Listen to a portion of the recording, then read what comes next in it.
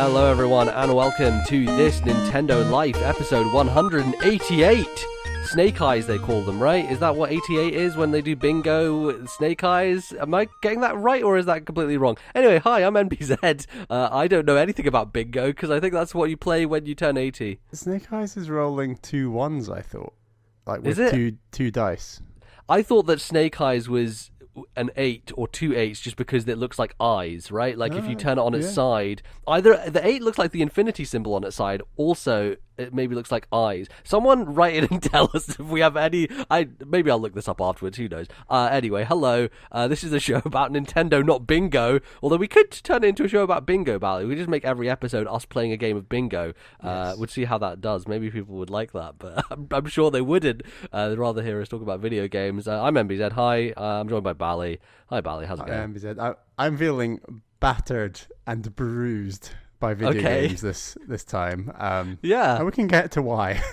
Yeah, totally. It's been a hardcore kind of week in some senses, we could say. So, interesting stuff to talk about and interesting show we've got lined up. Bally, do you want to tell the fine folks at home what we're going to be talking about today? For the first segment, we're going to be talking about the games that have been battering and bruising us. And the second segment, we will be discussing the emails that you've sent to us. And the third segment, we are going to check in with all of Nintendo's development teams and have a bit of a theory session about theorizing what they could be working on, what we know they're working on, and when those games could possibly be coming out. Yeah, absolutely. It's, I think, start of a new year, good time to check in and see, will Nintendo give us video games or not? It's a question on everyone's mind, truly.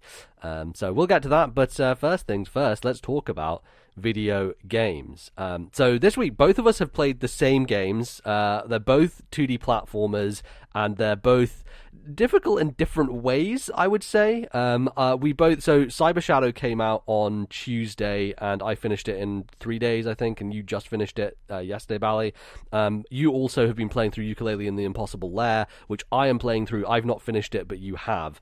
Yes. So we're both, we're both at different kind of places, I think, in some of these. But let's start with Cyber Shadow and talk about this new game published by Yacht Club, who obviously people will know from Shovel Knight. You know, the creators of Shovel Knight, they did very well with that game, and it seems like they're branching out into publishing at this point in time. They have Shovel Knight Dig that is being worked on by, I can't remember the name of the studio. It's the studio that did Bomb Chicken, and Shovel Knight Dig has that same art style, that same aesthetic as Bomb Chicken had, and they are also obviously working with Mechanical Head Games, this studio, who is a one-man developer on Cyber Shadow to publish the game, and it kind of makes sense as to why, because it is similar to Shovel Knight in the sense that it is an old-school action game, NES style, in some ways worse for that reason, I would say, but yeah, we both played through it, and I think both of us, it's a really weird one for me because I was excited for Cyber Shadow. I was like, okay, Yacht Club's publishing it, they clearly know how to make one of these quite modern and make, obviously they're not developing it, but I'm sure they would have given ideas and help as this game was being created. And so I expected kind of the level of Shovel Knight in terms of difficulty going in. And what I got was something that was much more punishing, despite the fact that it does have a lot of modern conveniences and a lot of things that make it more palatable, right? I would compare this to Panzer Paladin by saying that game is far more archaic in terms of its unwillingness to compromise with players, just not letting them have a bit more of a blanket or leeway. And I think Cyber Shadow has those things, but it doesn't stop it from still being incredibly challenging. And so I'm in this weird place with it where I did really enjoy it, but also I feel like there were moments where I was very frustrated with some of the length of these sequences between checkpoints and those types of things. So how did you find Cyber Shadow? Maybe we should kind of give people a kind of a pitch on what it is, Bally, and how it plays and everything. Yeah, so you're playing as like this cyber warrior, ninja, samurai style person, and it's in like this futuristic world, and the story is bizarre and not great and not terribly well told, but it does a good job of sort of scene setting, I'd say. Like it just sort of it makes you feel like this is a kind of cool world to be a part of, even though I have little to no idea what's actually going on. And the world does kind of flip between like this modern cyber world that you're in and like this I think it's in his dreams or something, or some other world where it's like this almost traditional Japanese kind of samurai schooling place. I don't know how I believe to like there's describe flashbacks, right? Like when he's a kid, yeah. And stuff like that. Yeah, so and then you're basically going through very structured levels. There's little to no sort of Metroidvania exploration, although there are some secrets and collectibles to pick up along the way. Right, you can find kind of heart piece type things, or even things to increase your SP bar, which has like special abilities and that you can use with and stuff like that. 11 levels. I think there's basically 2 or 3 bosses per level, and as you said, there's checkpoints along the way. At times, I agree, those checkpoints felt very far apart, and my sort of first impressions going into the game was, this is so rigid, this is so slow, like this is very Castlevania almost, where I felt like the trailer is almost a bit of false advertising, especially for the first half of the game, where the trailer you're like zipping around and double jumping and doing all these things, when the start of the game you really can only move very slowly. There's no crouch. I found a little unusual initially. It's very, you have to be very methodical, very purposeful about where you're going, and that does change. The gameplay does change up quite substantially, I'd say, with the added abilities.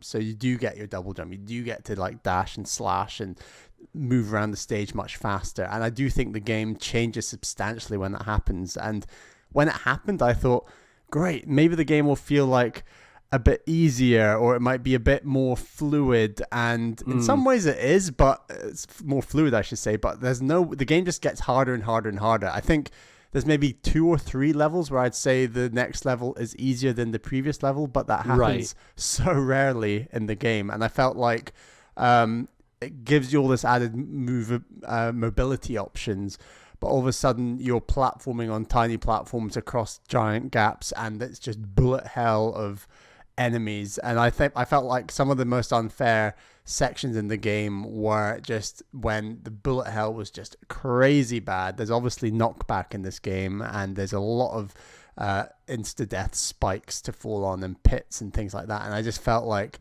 there were some parts that felt very unfair, mainly later in the game. Yeah, I don't know that I would necessarily call it bullet hell. I would say that you definitely, there's a lot of visual just things happening at singular points in the game, right? But I think part of the thing I had to learn while playing this was, you know me, right? When we talk about how we play games, how we played Hades, for example, Bally, very turtly, very slow, just don't want to die, just make sure you're just making everything happen. I'm just fucking rushing in there and smashing and just going as fast as I possibly can. And so for me, especially, trying to just dash through sections, there were points where I was just doing it and doing it and doing it and just not getting anywhere, because what I really had to do was slow down and take my time and like methodically take out enemies on my way, so I didn't take so much damage, which would mean the next section I would have enough health to take a hit or two and actually get through it to the next checkpoint, right? Like, this game evokes Castlevania in a real way in terms of some of the Metroidvania ones, actually, in terms of getting to a save room in those games is very much like, release, because you've just gone through a section where there's a bunch of enemies and you want to survive and you have only a little bit of health left, and you're just trying to get to that last section where you can get a save point going, because otherwise you lose this progress.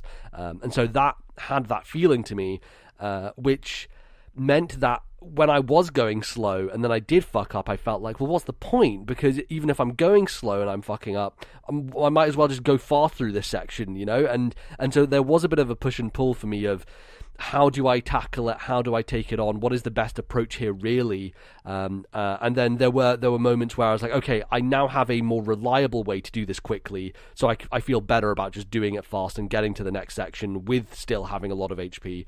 But even then, like, there's degree to which you can't predict everything, and things will be on a set pattern. If you're starting at a checkpoint and you're just trying to repeat the same thing again and again, things should happen in the same order unless you slip up slightly, and then it will kind of throw things out of whack a bit. And I'm thinking of one section near the end where there's a kind of a bunch of water, and there's a bunch of drones like over the water, and you're dashing multiple times over it to get up to this high ledge where this one guy who shoots this circular kind of homing in bullet that will hit you if you don't get up to him quickly enough.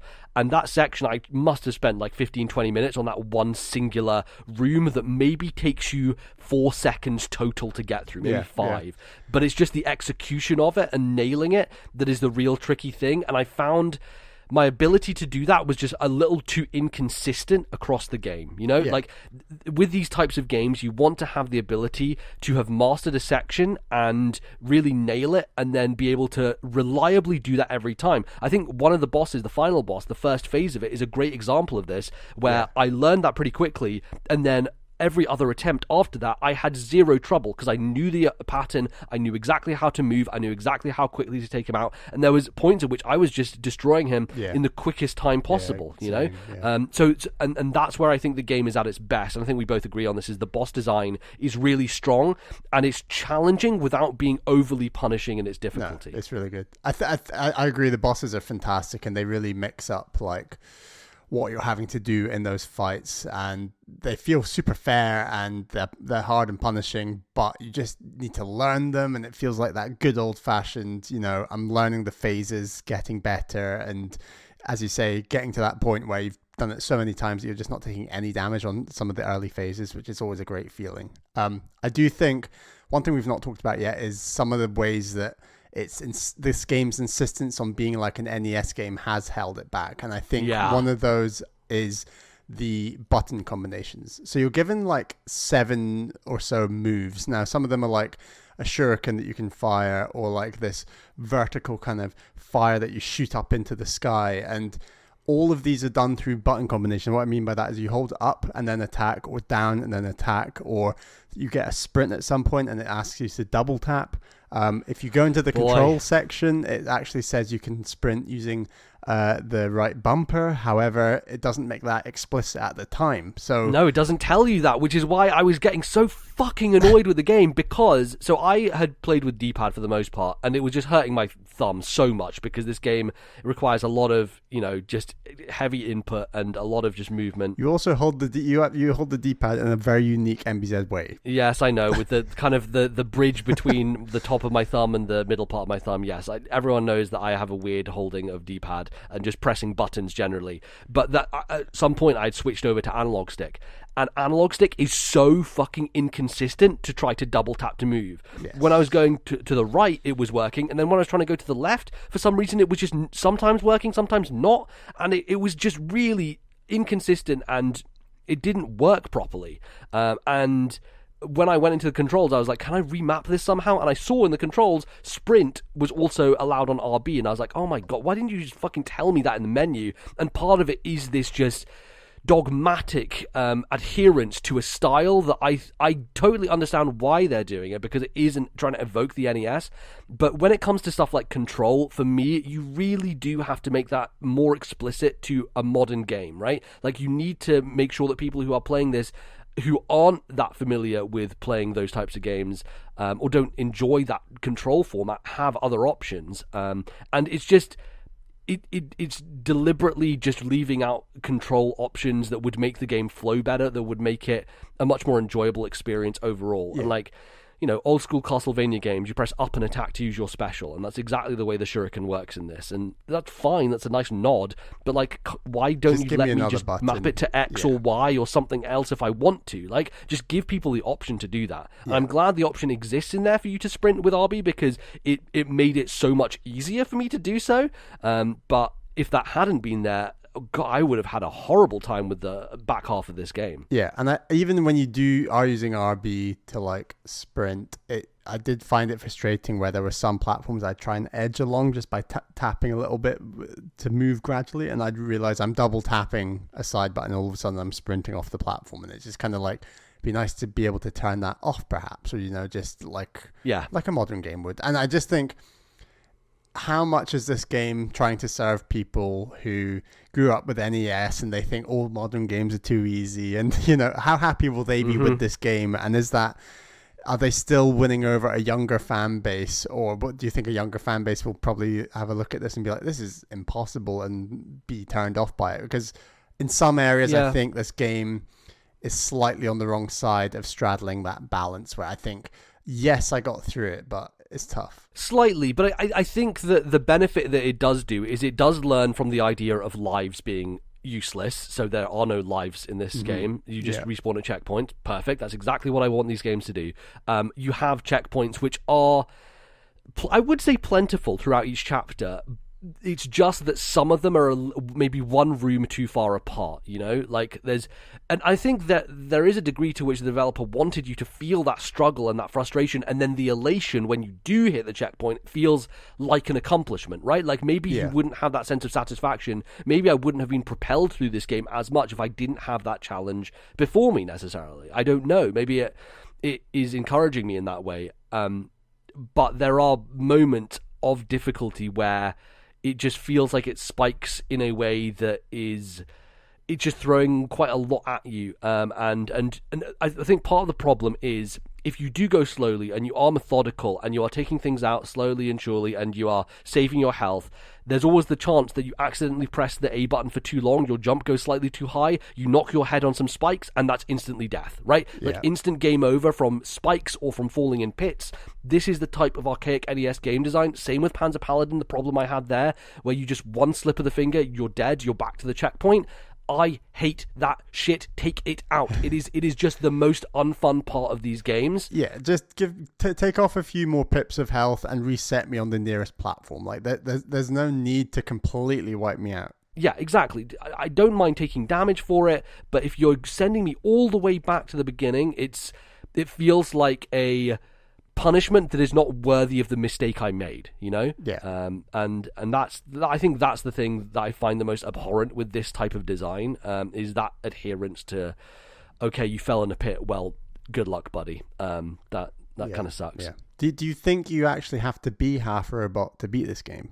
Well, I mean, I don't think I have any chips in my brain, Bally, and I did finish it, and so did you. So maybe you're not telling me something. I'm not sure. Is Bally turning half Android? I think this is one of the hardest games I've ever beaten, honestly. I don't know. I don't know that it is just because every section to me felt doable, right? Like when I got to a checkpoint, I was like, I can do this. It's going to take some time, and I could often feel myself making some mistakes and going too fast or not thinking about a certain thing. But what it does require is trial and error, I think, right? Like it's not going to be easy for someone to just dash through a section first time necessarily unless you get lucky. You do have to see what's coming because sometimes they throw things in there that you won't see in the foreground, and then it'll just happen and you'll be thrown off and you won't know what to do. I'm thinking of the lasers. Sometimes a laser is just there and you don't realize it's there, and then you hit it and then you're like, well, this is basically game over, because as soon as you hit a laser, all these fucking sentry drones come out and attack you, it becomes a nightmare. As soon as I hit a laser, I was like, well, that's the end of that life. I'm just gonna just die now, because it's no point in continuing. But yeah, there's a good momentum to the game. I like the feel of jumping up walls and doing the dash. When you're linking the dashes together, you can obviously do a regular dash, but if you have your SP bar full, you can do like super dashes and do multiple of them in a row, and they keep using up your bar. And so the other thing that we haven't mentioned is checkpoints actually have another inbuilt benefit for the player, which is that they restore your health every time you get there. You can also pay money to unlock an item that will help you, but also you can pay money to refill your SP at the checkpoint. And there were moments, I will admit, that when I was doing this, I didn't do that because I was like just very in the mode of just going and dying. And then I was like, oh, for fuck's sake, why don't I just take these things to help me? And as soon as I did that, the section just became a lot easier, right? I think of a section with these spiders that are walking on this kind of Mario Sunshine-esque grating, and you are on a moving platform that you have little control over, and so it's dodging out the way and making sure you don't get hit by them, because the knockback, if you get knocked back, you're going to fall into spikes. Yeah. And so I kept getting to this section. I was easy on the other two sections before it, and I was like, okay, dancing through those, easy, no problem, no issue. As soon as I get to that section, I die, and I'm like, fuck, what am I supposed to do? and it turns out the checkpoint had the power-up that puts a bunch of orbs around you that act as kind of a damaging barrier, so that you can kind of be near those spiders, be damaging them with this barrier, and be easily taking them out, because they do take a lot of hits. And as soon as I did that, it was a couple more tries, and I was through. And I think part of it is on me for just ignoring that to some degree and thinking, oh, I don't want to waste my currency because I don't know how many of these I'm going to need them for necessarily. And by the end, I had used up most of it. But yeah, there's definitely an element where it was on me to some degree, even though the game has issues. Do you think the sprint feels good in a modern game? And what I mean by that is, if you want to dash through the air, you kind of have to pre-plan that. What I mean by that is you have to be sprinting on the ground, jump, and then dash. If you simply... Right, as opposed to just having a dash on a button. Instead of having a dash on a button. So for example, you can't just jump and dash in this game. It has to be pre-planned.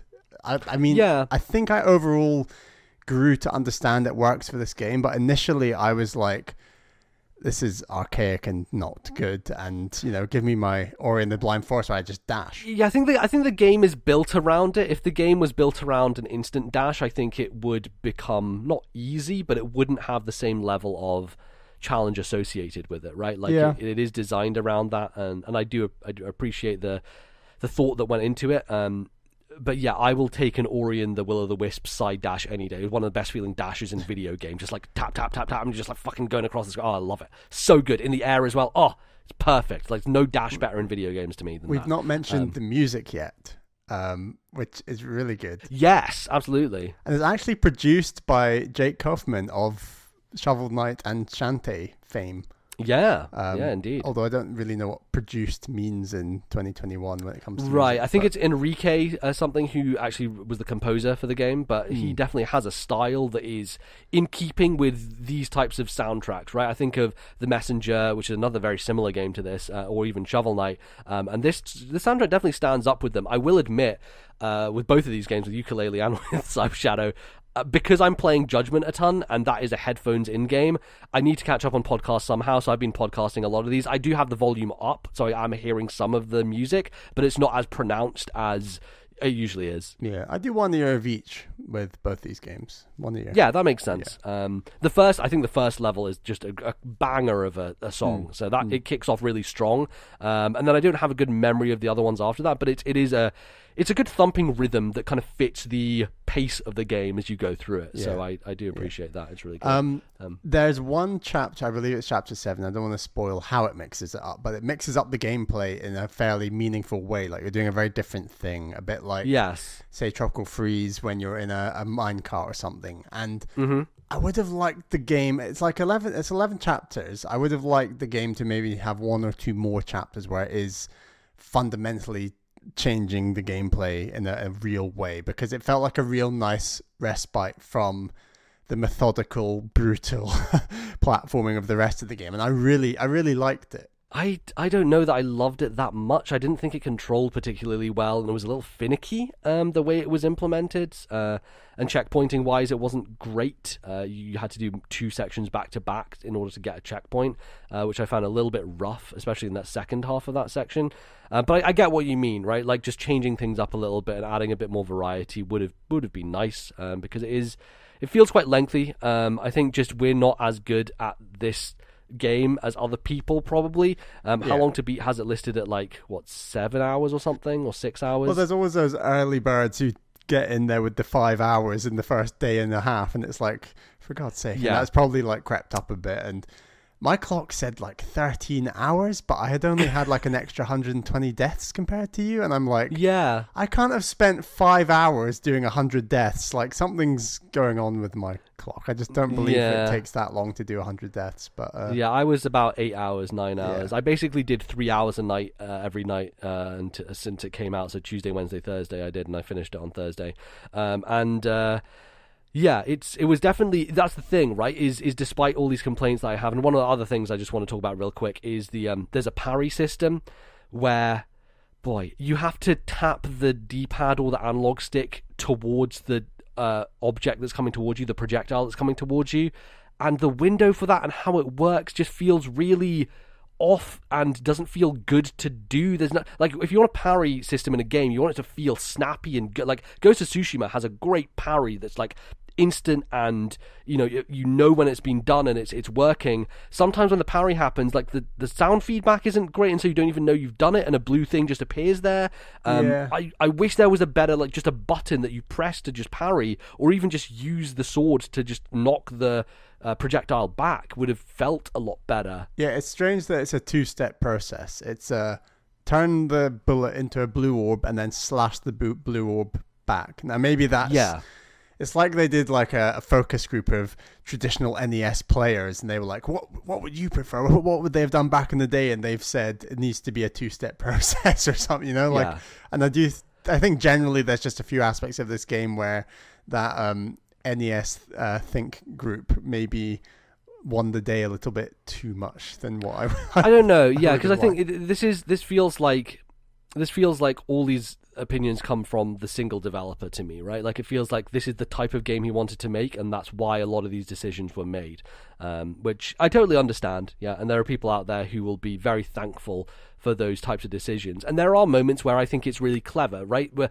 the idea that you can have a projectile stop and it just hangs there for a while before you hit it off, and you can use a projectile from one enemy and use it to kill a different enemy. There was one boss in particular where it's shooting a bunch of stuff at you and then it's spawning other things at you. And so I would wait for one of the main big projectiles to come towards me, parry it, wait for the other two robots to like move into its range, and then knock it and kill both of them in one hit. And that felt really satisfying. So I do think there is a smartness to it. I just wish, and I don't mind doing it as a two-step process, I just don't think tapping the D-pad towards a projectile feels good at all. And it's about the button limitation, just general thesis that this game is going for. Yeah, it's like, we will get this onto a D-pad and two buttons no matter what, and that is a little frustrating.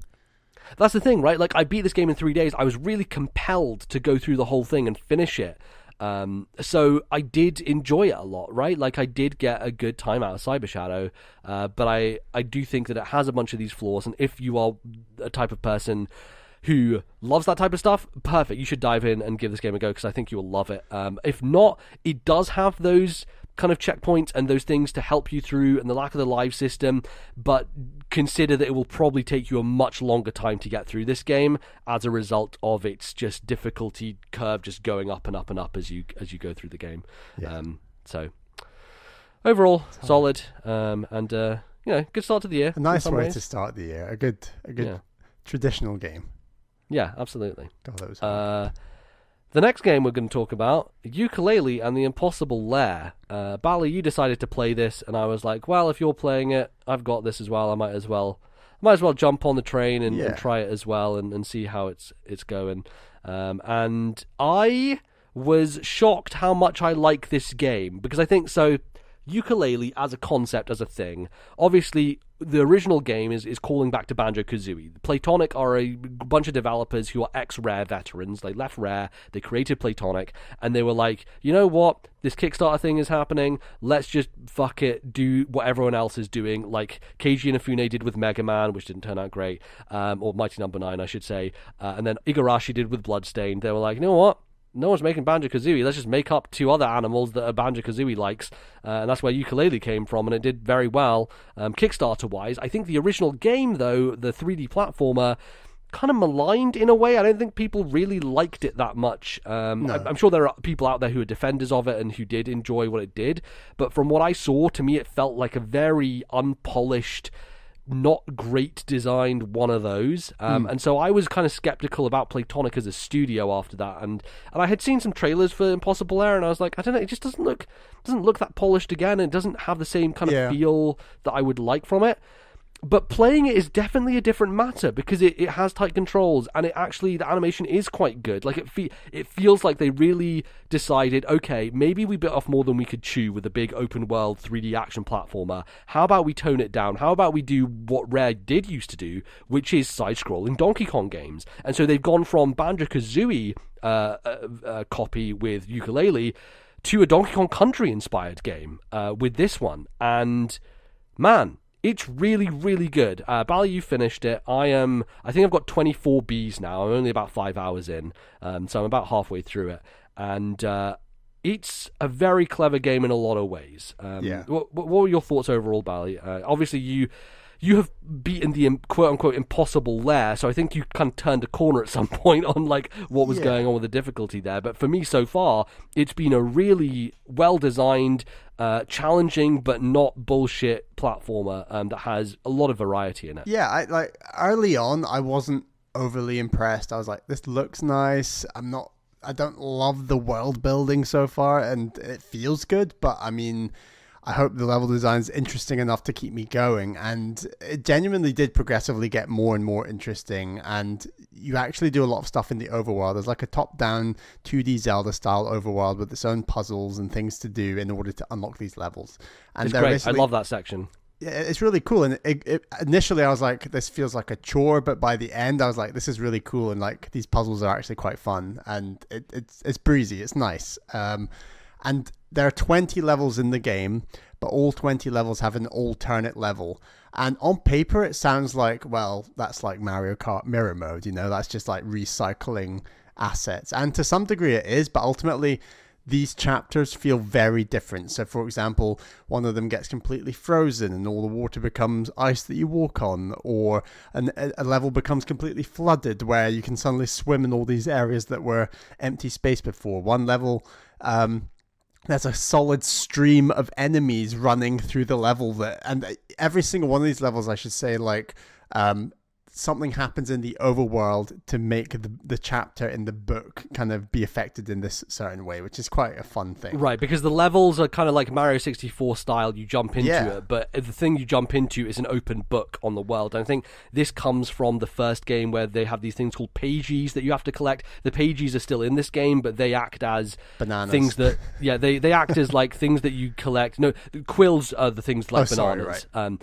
Pages are the little characters you talk to who fly over the world and change it after you do the little challenge room. Yeah. But I think you collected pages in the original Yooka-Laylee. I don't think you collect them here. You just kind of talk to them, and they shift the world to make it so that you can now access this new area or whatever. Yeah. So it's got like these 40 chapters in total because it's 20 times 2 essentially, which is a lot of content really, and that's before you even get to the impossible lair.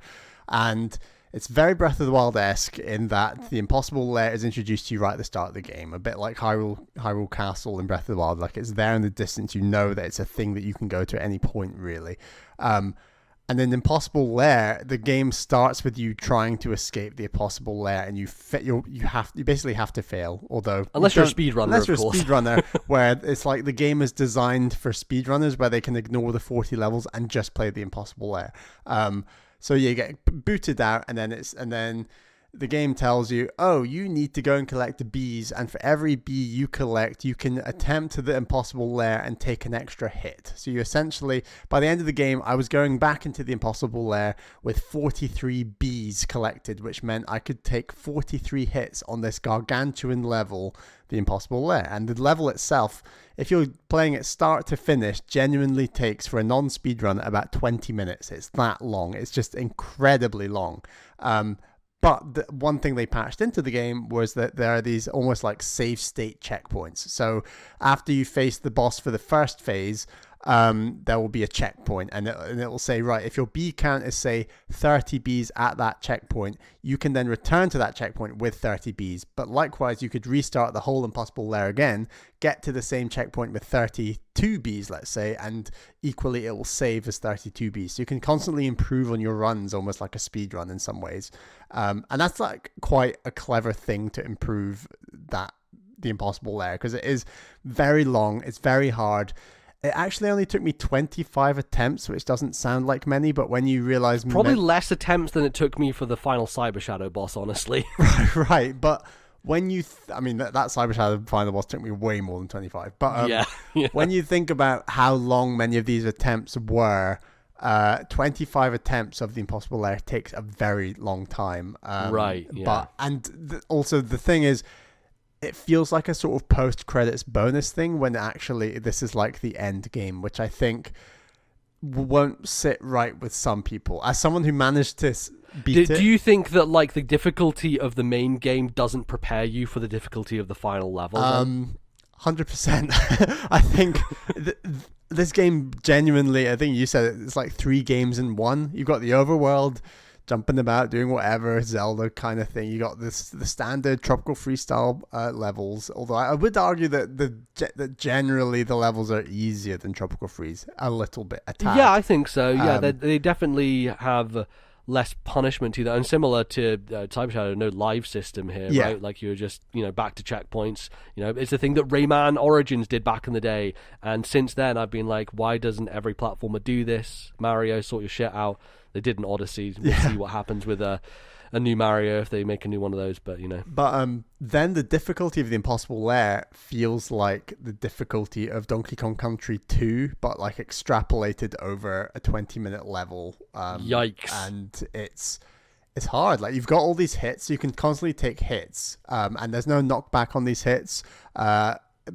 Bottomless pits reset you. They don't take you back to the initial checkpoint, as it were. They're just like taking a hit essentially. It'll just take you back like a few steps. It's not like it's what we would want from Cyber Shadow, like we were talking about before, where you don't get completely reset. And on top of that, Laylee, I should say, in case you don't know, acts a bit like Baby Mario and Yoshi's Island, where if you take a hit, Laylee will float away and you can jump back into Laylee and regain them to essentially almost like regain your health. And that's the case with the Impossible Lair. So actually what happened was, when I successfully did the final run, I had 0 hits left going into like the final third of that entire level, and I basically got hit and would regain Laylee. Like I must have done it about 15 times, where you're just like constantly like trying to save Laylee again, and that gives you a lot of wiggle room, honestly, for the game generally, both in Impossible Lair and in the wider levels. But like the wider levels, as cool as the Impossible Lair is, I do think the wider levels is where the game shines. And like, they progressively got really interesting and experimental in very cool ways. And a bit like Cyber Shadow, I'd argue there's not quite enough variety in terms of like, let's do the log flume level now, let's do the roller coaster level, and it does do something to mix things up. Like there's aspects that force you to speed run, or you're running away from things. Yeah, there's like a Wario Land kind of aspect of one level you're going forwards through it, the other level you're running backwards away through it to the end, which is really nice. And like this game really is like Donkey Kong Country in so many ways, where there are essentially like these Kong letters, although they're coins, and there's 5 of them instead of 4. And unlike Kong letters, these are crucial to progressing the game. So it's like important that you collect more than half of the coins throughout the game. And early on, I was really bad at collecting them. Like they were just super hard to get, super hard to work out where they were. But by the end, I was getting like full 10 out of 10 across the chapter and mirror chapters, and like you do get to a point where you can kind of suss how it all works out. And right, like hidden entrances to the side, or stuff like that. The ones I don't particularly like are the feather ones. There are certain ones that you don't know, because the feather one, when you hit a feather, sometimes it'll burst out a bunch of quills, which is like the currency of the game that you use to unlock stuff, and then every once in a while one of those feathers will just randomly be a coin. And so in order to scour for like the last coin on a level, I imagine you have to do all the feathers just to tick them off a list to be like, okay, which one is going to be the coin? Actually, I think it's only one variety that can ever be the coin, the light blue one. Can't remember what color it is, but you're right. There's only one of them, and you collect them all and it turns into a coin. Into a coin, yeah. So that's been fun. I think the thing about the coins is it introduces it quite early that you're going to need these to open these gates as you go through. So the game is upfront with you at least about it, and it says you will need to have enough of these in order to get past the later sections of the game. And as a result of that, I have been going through and collecting them, and to some degree it is kind of like the green stars in 3D World, where like the levels are more interesting for you to poke around and find those secrets in them, as opposed to them being a chore to get. And the other nice thing is, I believe you can collect them on one run through, and then if you want to go through again, you just collect the one that you didn't get, and you can keep that one as opposed to having to get all the other ones on the same run, I would have been nice, I think, if you could just get to the coin and then exit level, and you keep the coin when you exit the level. That's like what Celeste does in terms of some of its collectibles. But I get that. And like people... I think the whole the coin stuff generally, I think the Laylee stuff where you can get hit and retrieve Laylee. I think that's like an improvement on the Donkey Kong Country formula. Another improvement is like live systems are out the window. It's purely just checkpoints, and you will lose quills for losing lives, but you only lose the quills up to the last checkpoint, so you're never really losing that much, which is nice. It's not like Shovel Knight where you're being punished for your entire currency for dying, which is its own system. So like stuff like that, it does improve on the Donkey Kong Country formula.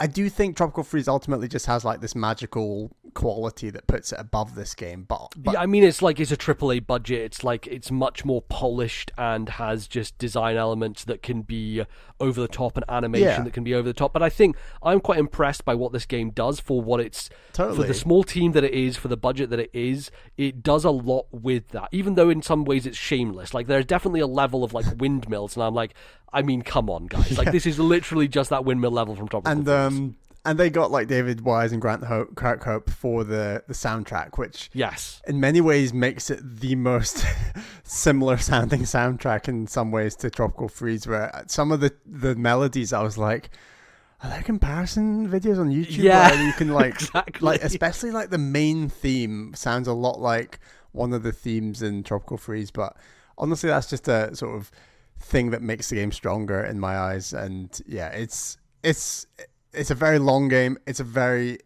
Impossible Lair itself is very tough, but the game itself is on the easier end. And I should say one more thing they absolutely nailed from the Donkey Kong Country series is the roll jump. Like it feels fantastic, I find, where great momentum behind the it, momentum where you can essentially roll off a platform and jump late. It's almost like a subdued double jump in some ways. And then you have the adjustment with the spin as well. And you've got the spin, which you obviously lose when Laylee dies, a bit like Diddy Kong or Dixie Kong dying. So it's like copying that as well. Like it's just really cool little improvements in some ways on that formula while doing its own thing. And the level design, just the vistas, what's going on in the background, the music, it's like this is very, very this is like AAA polish in many ways, even if it is a very small team, and it's just really impressive all around.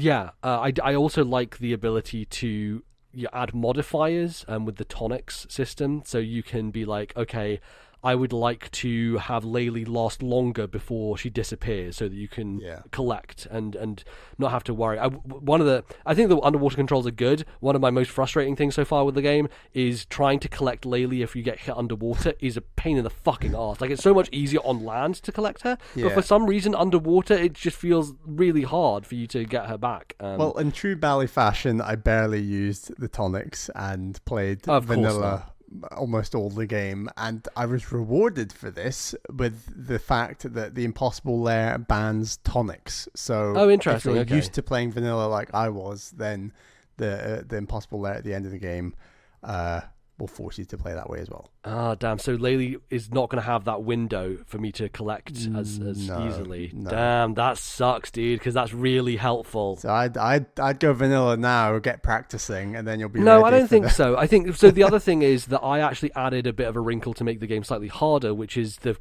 it's the joke about Rare in that like all of their characters in all of their old games was just a thing with eyeballs on it, right? It's just like, here's a sign, but it has eyeballs on it, and so it's a character now. And so there's a modifier where you can just put eyeballs on every enemy in the game, but the bonus is that or it's made harder because they now take 2 hits. One hit takes away the eyeballs, the other hit kills the enemy. So every enemy takes 2 hits, which in some cases is actually helpful. When you're going over pits and some of the enemies are flying enemies, you get to bonk on their head twice instead of once, so you actually get a bit more airtime, which is actually I found quite helpful. But the other thing is that it increases the multiplier for how many quills you get. So at the moment, I'm getting a 1.4 times multiplier to my quills at the end of a level, which is great.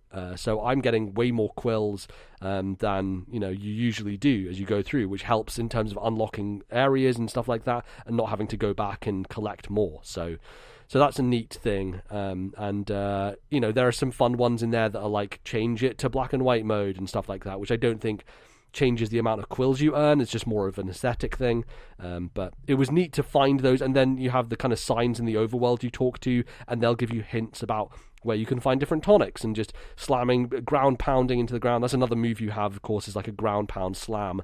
Will reveal a tonic on the overworld. And yeah, so it works really nicely. There's like sections where, you know, there was one time where I was just going through, I just unlocked a new section and I just went around the entire overworld, did all the overworld puzzles, unlocked all the alternate forms for all the levels, and then I just did all the levels back to back.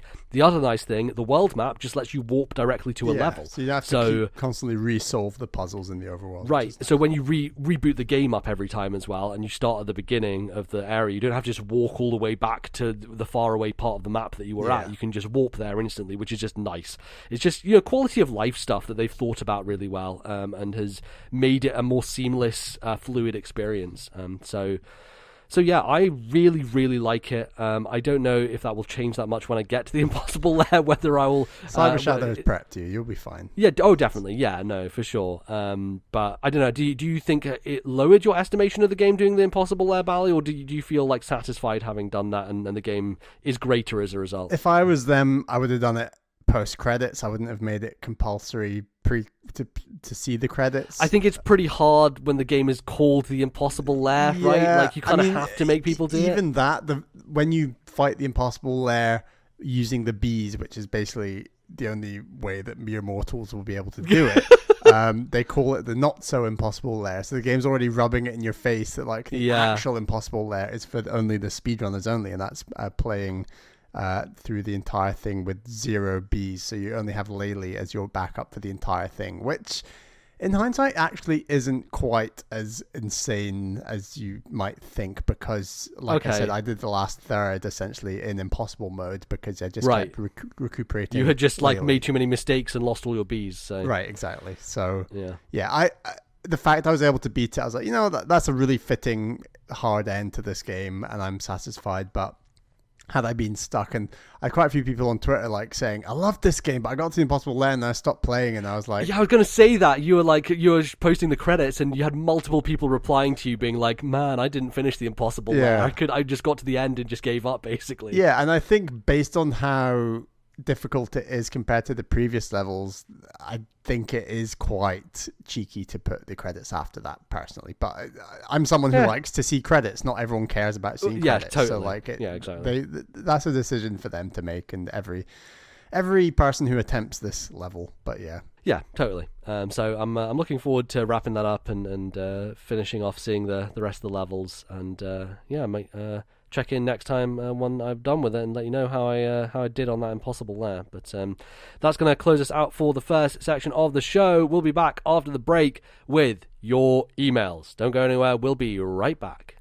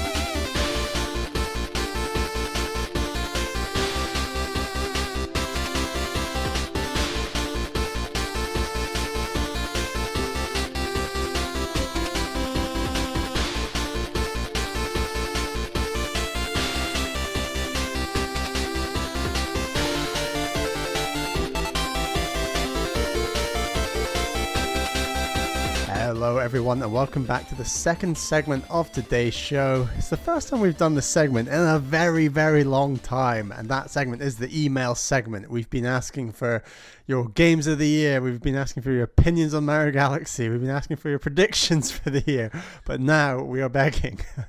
Please send us general emails. Just regular normal emails.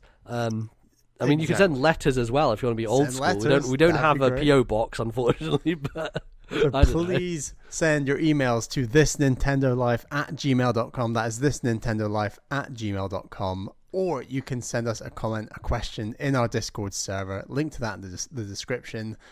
You can come and hang out in the community there. Ask us some questions. We'd appreciate that. But today, our first email is from Sable, who says, I have a couple of questions for you regarding the Nintendo Switch and nostalgia. 10 years from now, will fans who are young at the moment have nostalgic memories of the Switch like older fans have with the DSi or GameCube? I ask this because young kids have so much stimulation in their lives, YouTube videos, video games, movies, etc. Along with the widespread monetization of video game content, I'm not sure if these systems and games will be as personal to them, especially Pokemon, since its golden days are over. There's a second question we can get to in a bit. This is really interesting because I do think the shift societally away from a monoculture towards just the way things are now, where people just have access in a way that they didn't when we were younger, right? Just to media, to anything really, is really interesting to think about. And there are certain things, right, like in the UK everyone grows up watching CBBC, right? So you can go at school and like people will be talking about that, and then when you meet someone later in life, I mean, I'm not sure they do anymore. I think that's the point, right? That's what I'm saying, right. Like that for us, our experience would be, oh, remember that thing, and everyone has this monoculture to kind of associate it with. I'm sure to some degree that does exist in some ways, probably in the UK, maybe with like those channels or things that are still on mainline TV and things like that. But with the introduction of Netflix, with the the ability for people to watch anything whenever they want and whatever they particularly want to watch, it starts to move away from like, oh, everyone when they were younger watched Toonami and Dragon Ball Z, and that's how it became popular in the US, right? It's fascinating from that perspective. Even when we were younger, though, there was still the split lines across video games where people would grow up with PlayStation, so they'd have different nostalgia to people who grew up with a GameCube. So you still have that kind of split the difference. But I think the other part of this is just the way in which free-to-play games have become such a big deal. There is almost a bigger monoculture with stuff like Fortnite, right? You think about every single child in the world will have played Fortnite or Minecraft or one of the two, or will know about one of the two, right? There is still a degree to which kids will gravitate towards the thing that everyone else in their friend group is doing. And so I do think that you do have some degree of that maintaining as we go forward, just because of just the ubiquity of stuff like iPads and phones, and the way in which you can play Minecraft and Fortnite, and even things like Roblox on those devices. Right. Where like these games in many senses are bigger cultural touch points than even Mario and and Metal Gear and things. Well, I mean, the British equivalent when we were growing up, I guess, was like Grand Theft Auto 3. And it's totally. Like, but you think about kids playing Fortnite and Minecraft these days, it'll be like, yes, they're playing it, but many of them will also be watching YouTubers and streamers and following content around it. I don't think there were many people, like kids our age, who were following the wider media culture around Grand Theft Auto 3 at the time. It was very much...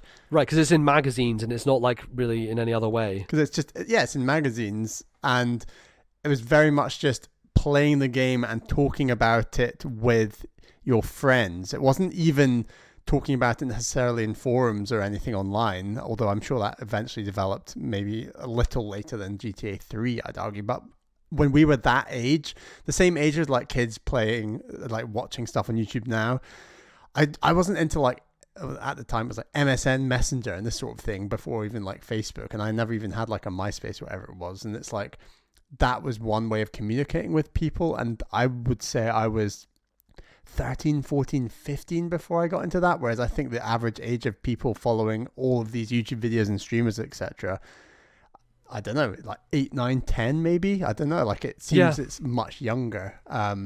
And I was wondering about, like, do these younger kids have a monoculture around certain creators, certain people who make videos? Because I would potentially argue that there are so many different YouTubers and Twitch streamers out there at this point that there is no one singular personality that people will gravitate towards, right? And so everyone growing up will be like, oh, well, did you watch this guy? And they're like, no, I've never heard of that person. I watched this person, right? So it's different on the media side of things in terms of absorbing stuff surrounding games, Yeah. And will they have like a nostalgia for a system?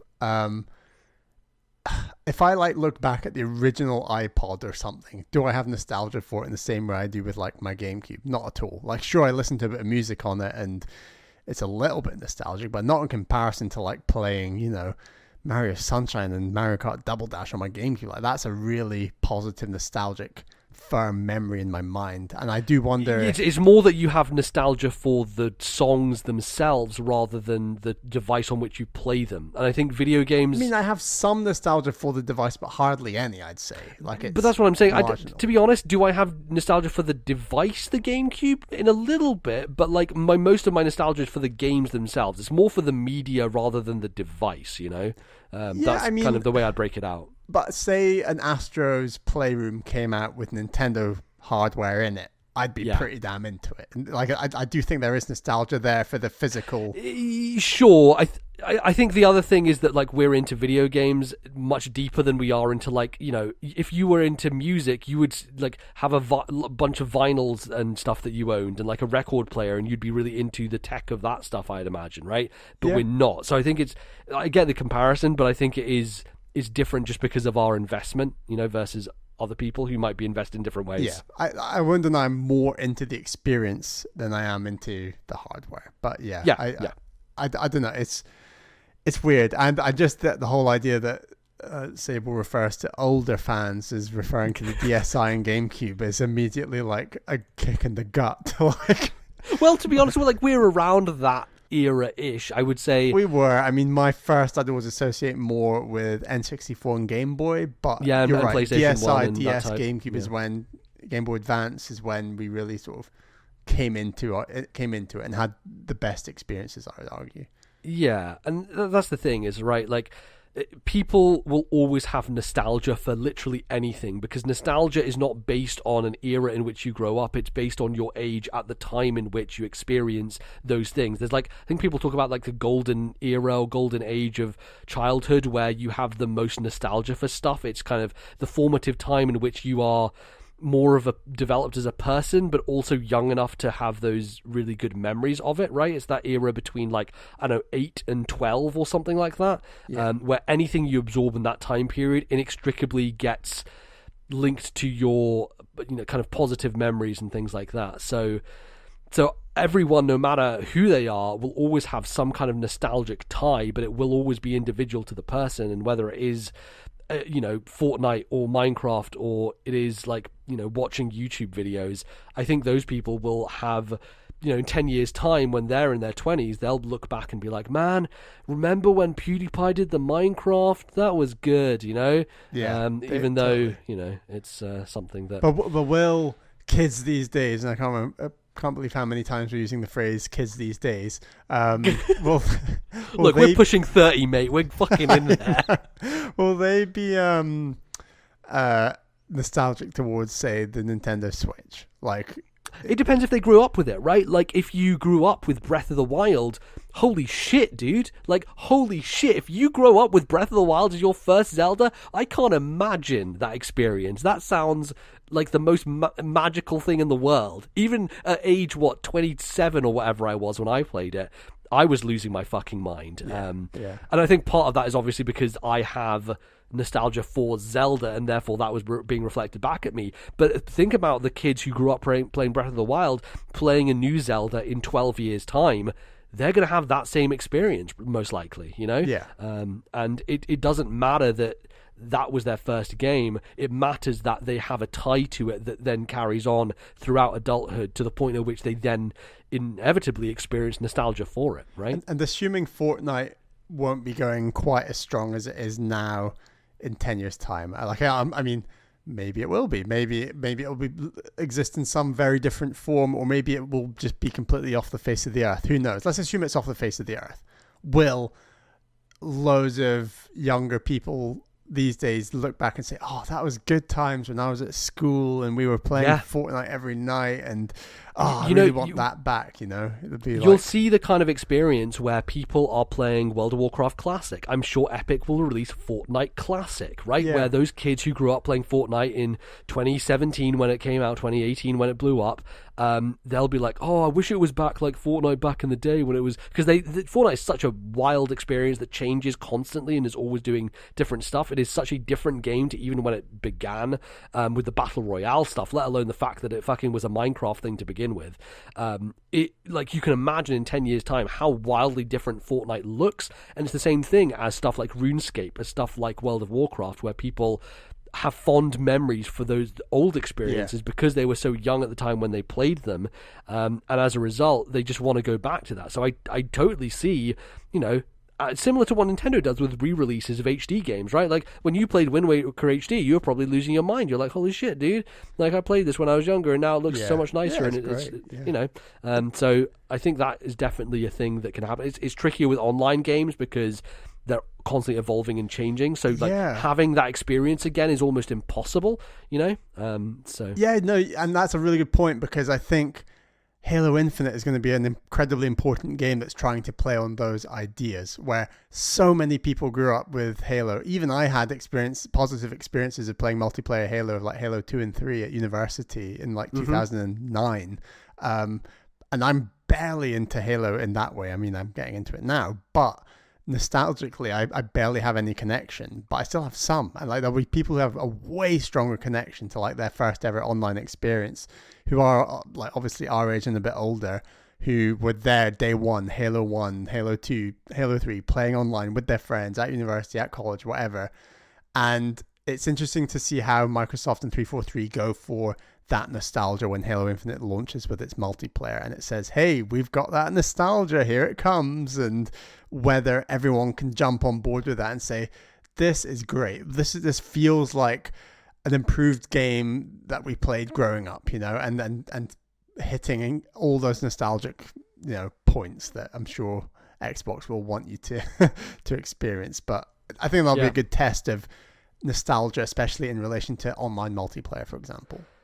Yeah, I mean, Sable brings up something like Pokemon, which is one of those like extremely nostalgic things for both of us, and I think there is a degree to which that nostalgia can be burned in maybe in the same way that Halo has been with 4 and 5 for people, of like, I don't really care that much about Pokemon anymore, right? And, to some degree, I'm an edge case because I got so fucking deep in the weeds that regular Pokemon bores me, right? I'm just like through the Matrix. Yeah, but you're more interested in something like Pokemon Snap coming out this year. Totally, that's exactly. Have huge nostalgia as well. Yeah. I'm looking forward to that. But in terms of whether kids these days will not have nostalgia for Pokemon just because you don't like the series anymore, or we don't like the series as much anymore, it's just not true, right? Because kids, when they grow up, they will attach to something even if it's bad, right? Because as children, we don't have the critical faculties to decide whether a video game is good or whether we're just bad at it, right? Yeah. And we look back now on certain GameCube games and certain games that we played when we were younger, and we were like, I bloody loved that Tarzan game. Yeah, exactly. And then you look about it now, it's like, that was a bad video game. Also, we loved all the Mario parties, like, they're kind of terrible. Also, could I ever beat Tomb Raider? I was like, man, I'm just so bad at this game. Turns out Tomb Raider's a garbage fucking video game with awful controls. So you don't, when you're younger, know what is good and what is not. And so when you're playing Sword and Shield and you're a kid, you're like, oh my goodness, a big Pokemon world, I can explore even fucking the wild area and stuff like that. They're going to have that nostalgia going forward regardless, right? Because they're kids and they grow up with something, right? To some degree, it's why we fucking love the prequels so much. Yeah, I can look at the prequels now and totally understand why people hate them, but it's never going to be my experience because it wasn't my experience. Totally. Star Wars is a very good example. Yes. Yeah. As always, it always comes back to Star Wars. Interesting how the times change, and yes, the older fans like us with our DSi. Don't say older fans like us, pal. There's people in their 50s playing Nintendo, right? Come on, we're not that old. Yeah. I think there may be in fewer numbers than our. I don't know. That's another interesting question of like how in the sort of games discussion, how large are each one of these sections and how much do they even interact with each other, and like you know. From all the stats we have, a lot of listeners of this show are like a similar age, a little bit younger than us. They're not generally younger and generally not older, so we're kind of speaking to a lot of our generation generally. But a second follow-up question from Sable was, and this is more around COVID, how do you feel about the death of Couch Collab? COVID aside, do you prefer Couch Collab or a full online multiplayer experience? It's one of those tricky things, because I think even without COVID, when you get older, it's a lot harder to just do that generally, right? Like when you're at school and you have more time, we went over to each other's houses all the fucking time. So we had plenty of opportunity to do that when we were younger. And then it's like, well, we both live in different parts of the country at the moment. And like, obviously, it's like we do, would regularly meet up from time to time, but obviously now we can't at the moment. And so when we do that, that's always a great time, right? Like one of the things that frustrates me the most about Smash Brothers Online is not that, the connection is fine. It like kind of works to some degree, but you can't do so many of those modes are locked behind the local. Squad like you can't do Squad Strike. It's and like, we would have played so much if we had the ability to just like sit down and play Smash Brothers. I would have like 400 hours in Smash Brothers if we just played regularly. It would be so much more. If we were like at the same uni at the same time with extra oh my god! I can't even imagine if we fucking went to the same uni at the same time and played Smash Brothers. We'd literally have 1,000 hours in that game. Yes. It would be absurd.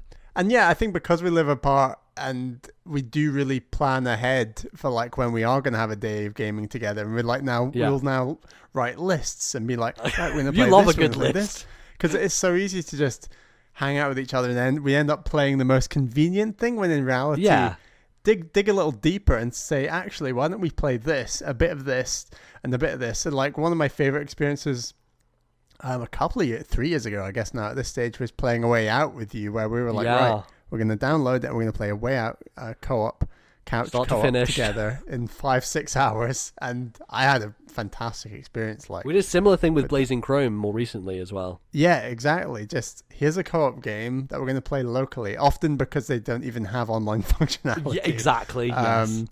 Like I would have loved to do that with Streets of Rage 4, but there was no cross-play available for Streets of Rage 4. Yeah, exactly. So. And you're all PC and I'm Xbox, and they don't cross as much. I just need to buy a Series S, don't I, so that I can actually play video games. I would vouch hard for you to get one of those in the near future to play some online co-op, because couch co-op's always going to be online for me. I think the experiences we've had, they are just stronger generally, but that's not to say that we've had some really fun times online.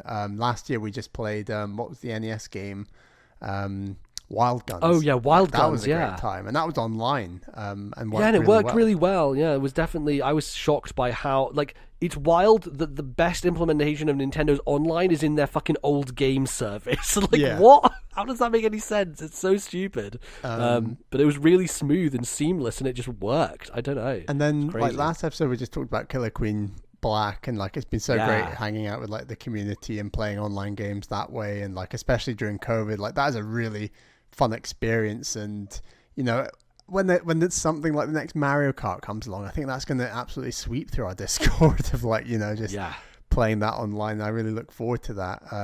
Online games are great. Couch co-op is often better, but they're both great for the most part. I think that especially with games like A Way Out or Blazing Chrome or stuff, it's much easier to just have that conversation and just read each other and how we're doing certain actions and things we need to pay attention to and that type of thing. It's just much easier in person versus online. But that said, I will still play It Takes Two with you when it comes out online. We've gotta play that. Is that going to be online?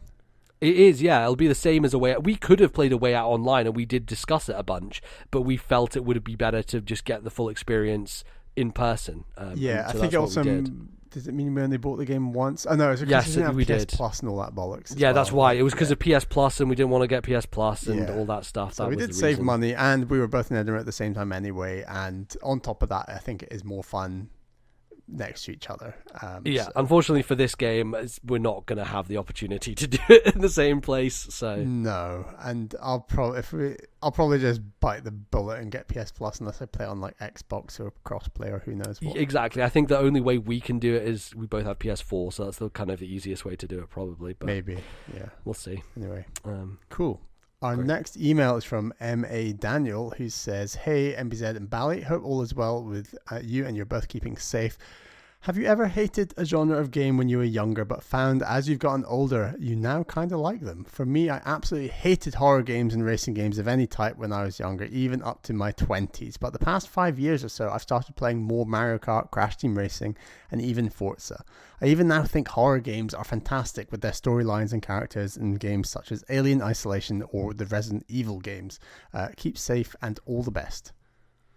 Yeah, this is an interesting one. I think my taste has definitely developed a lot in the past 10 years or so of playing video games. A lot of that has to do with, breaking away from Nintendo systems and trying other stuff. But I think the biggest one for me is there are first-person shooters that I actually enjoy now and consider myself decent at. Like, I feel like I'm okay at playing those types of games, where when I was younger, I had no interest in them at all, and they didn't do anything for me. I didn't understand the Call of Duty craze. I just didn't get it. It wasn't the type of game I was remotely interested in playing. And I think the one for me that really broke through was the first Titanfall. That was being talked up a lot, and it was around the generation changeover to Xbox One and PS4. And I had my PC at that point, and I was like, you know what, I'm going to learn mouse and keyboard. I'm going to figure out how these games work. And the first Titanfall is a really good introductory game for someone like me who loves platforming and good movement in video games, because it has all that stuff. It also had a gun in it, which was the auto pistol that automatically locks onto enemies after a certain amount of time, and so it helped me develop my aim over a slow period of time, like using that to begin with to like get used to the idea of movement plus shooting. And then after that, the second game had the auto pistol as like a kind of sub weapon unlock after a certain amount of time, so it kind of forced me to make sure I was doing the other weapons too. But since then, Overwatch became one of my favorite games of all time, and that's not purely a shooter, but a lot of it is first person shooting. It's a first person game to begin with, and yeah, a lot of it was also first-person games often make me motion sick, so that was something that also turned me off quite a bit. But there are now franchises and games that are first-person that I am very, very into, and I would consider some of the best games ever made, which just wouldn't have been the case at all when I was younger, and has turned me around to some degree. There are still certain like FPS games I look at and I'm like, I'm just never going to play that. It looks boring and it's not my thing. But that's usually more to do with aesthetic reasons rather than gameplay ones. So. Yeah, mine is similar in the sense it's been a lot about moving away from Nintendo. And growing up, I was just such a big Nintendo head solely that I would look at these Sony cinematic experiences and be like, that looks rubbish. I don't want to play that. And then it's like, I should get a PS4 and try these games. And now I'm like, I'm still on my wave, I would say. I think I'm not going to be on this wave forever. But for now, like, I absolutely love third-person cinematic story-driven experiences, which are predominantly on Sony's first parties, but there's also stuff. Would you say you hated those? The thing is, I don't think those really existed until the PS3. Yeah, I didn't. You're right. I didn't hate them. Yeah, it was just like naivety and stubbornness, honestly. Sure. And fanboyism. I can't defend any of that, honestly. And I know you had that experience with Ali T before me of like playing the Uncharted games and being like, wow, these are fantastic. And I didn't have that experience until much later. And I kind of came in when arguably some of the best games of that genre were ever released in the God of War remake, like that 2018 God of War is arguably one of, if not the best game in that broad genre. And I was completely sold on that style from that game onwards, and I've gone back to the Uncharted games, obviously played both Last of Us games last year, and it's like, these are now some of like my favorite gaming experiences ever. And I think part of the reason they feel so awesome and fresh in this is that they really are just so far from Nintendo and like anything Nintendo really does. Like, I think games that have more Nintendo sensibilities, like an Ori and the Blind Forest, like that, even though it was originally on the Xbox, whatever, PC, it's a very Nintendo game. Like, there are still like Nintendo-esque experiences on these other systems that I'm getting used to, but ultimately there's certain genres in that sort of third-person character story-driven cinematic thing is something that still feels incredibly fresh and exciting to me, and like kind of all of those games. So that's the one that I wouldn't say I hated, but I now like a lot. And honestly, I had a blast with Overwatch as well. And like I've traditionally have maybe in some ways been less of a first-person shooter fan than you in some ways. This is the thing with both Apex Legends and Overwatch. Bally's like, whatever, I just don't fucking like those games. And now, like, you love both of those games. Yeah. So I think it's a lesson in broadening your horizons. You know, like you never know really. And I've been loving the Halo games. I've now beaten the first 4 Halos. I'm about to play the 5th from Bungie, and like I'm just playing those campaigns. I'm not doing any multiplayer or anything, and I'm really loving them. I like we've talked to MBZ that the first one has some serious flaws in terms of like its level design, but I do think the later games pick up in a way that is very impressive and holds up in many ways, and I'm actually trying to play them all ahead of Halo Infinite. It's like I never thought I'd say that like 5 years ago. I'm playing all the Halo games crazy. Ahead of the next Halo coming out, like a first person shooter game. Like that's just completely out of my comfort zone. And again, not necessarily a genre I hated, more just a genre that I looked down on and never tried. And yeah, I absolutely love that series now. And I do plan on like at some point playing, the Gears of War series. And I've still got those new like Tomb Raider reboot games to get to. So there's still like a lot of games in these genres that I'm fairly new to, that I'm kind of experiencing for the first time and really enjoying. But yeah, I'm always trying to broaden my horizons, and this podcast has been a fantastic means to do that. And I know MBZ, you've been better at broadening your horizons before me, but I'm getting there. You know, I'm getting these other consoles, trying different experiences, and hey, I'm about to play Codename Steam. Well, you know what? There's no better way to broaden your horizons than playing one of the greatest games ever made by humans, you know? Really just a magical experience. Other ones for me, I wouldn't say I hated, but was scared of, is like when I was younger, Pokemon was the only RPG that I enjoyed or played, and whenever I tried another one, I was always intimidated, I would say, by them because they weren't as forgiving, right? Like, one of my favorite things about Pokemon was you go to the Pokemon Center for free and heal yourself. In Dragon Quest, you go to a town, you have to pay money to heal yourself. That was a bad thing for me. I didn't like that, you know? I was not about it. Yeah, it's like 20 quid or something. It's like 20 gold and you have like 6,000 gold. It's like, no, I'm like 20 gold. Like, I can't lose but if that. I kept doing this, I'd have no money, and that yeah, exactly. Me out. That's the thing. It's one of those spiraling things. But I was scared to like dive into a Final Fantasy game. I was very intimidated by them. But I think over the years of watching people like Nintendo Capri Sun play through them and stuff like that, I got more and more into the idea of playing more RPGs myself. And at this point, it's like one of my favorite genres, and I will play most RPGs that, you know, are kind of talked about in good terms and are highly regarded. So that's definitely one. And then obviously I think the one that is the most recent turnaround is roguelikes. I wouldn't say that the pure roguelike genre has captured me just yet, because the ones that have done it for me are always the ones with some kind of progression built into them. But it's kind of flipped my perspective in a way, because I've been on this train for so long of just like playing video games that have a story or a narrative or something that you go through and you finish it and you roll credits, and roguelikes are just the antithesis of that. Like they don't deal in those ideas, but it's also almost closer to the way I played games when I was younger, which was, I'm just going to play a bunch of Soul Calibur today, and I'm just going to play it. Yeah. I'm not going to roll credits, I'm not going to make any progress, I'm just going to play it. And so I think the idea of having these pure gameplay experiences of Dead Cells, of Hades, of Into the Breach, of Slay the Spire, Monster Train, I think these are some of the best games ever made at this point in my life.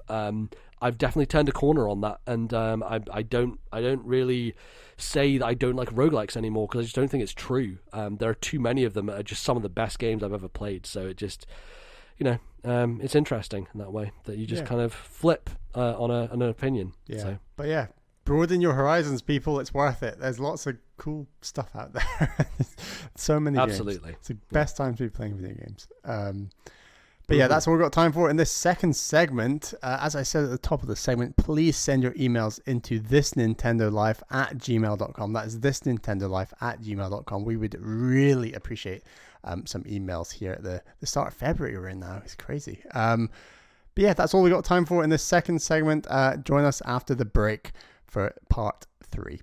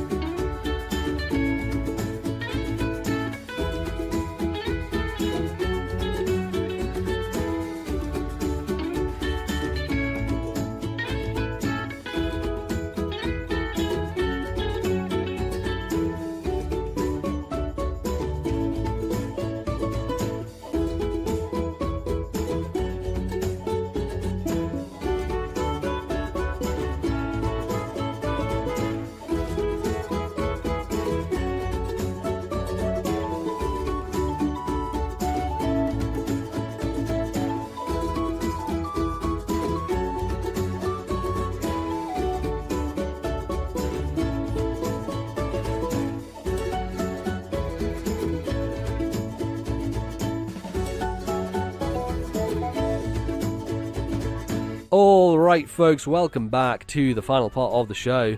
It's time to look ahead to the year that we have, 2021. We have hopes that it will be better than 2020. Everyone says that. I think for the last decade, everyone said, like, next year it's going to be better, and the years just continue to just get worse and worse. But, maybe this is the corner that we turn. Maybe this is the one. And maybe Nintendo and the video games will actually come out this year, and we could be happy about it.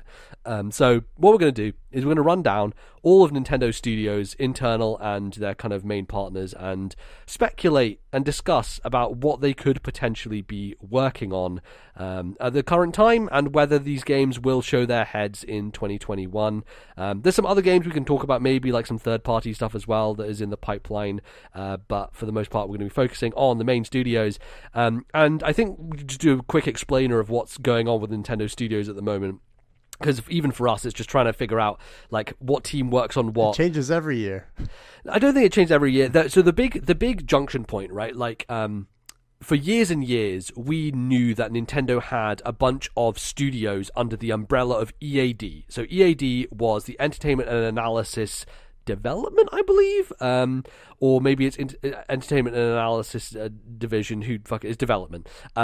They basically had 5 teams that were all making different franchises. So you have the Zelda team, you've got the Mario team, you've got the Mario Kart team, Animal Crossing, all these different studios. You then had a Nintendo SPD, who I think in a lot of ways were support studios for their other developers that they had.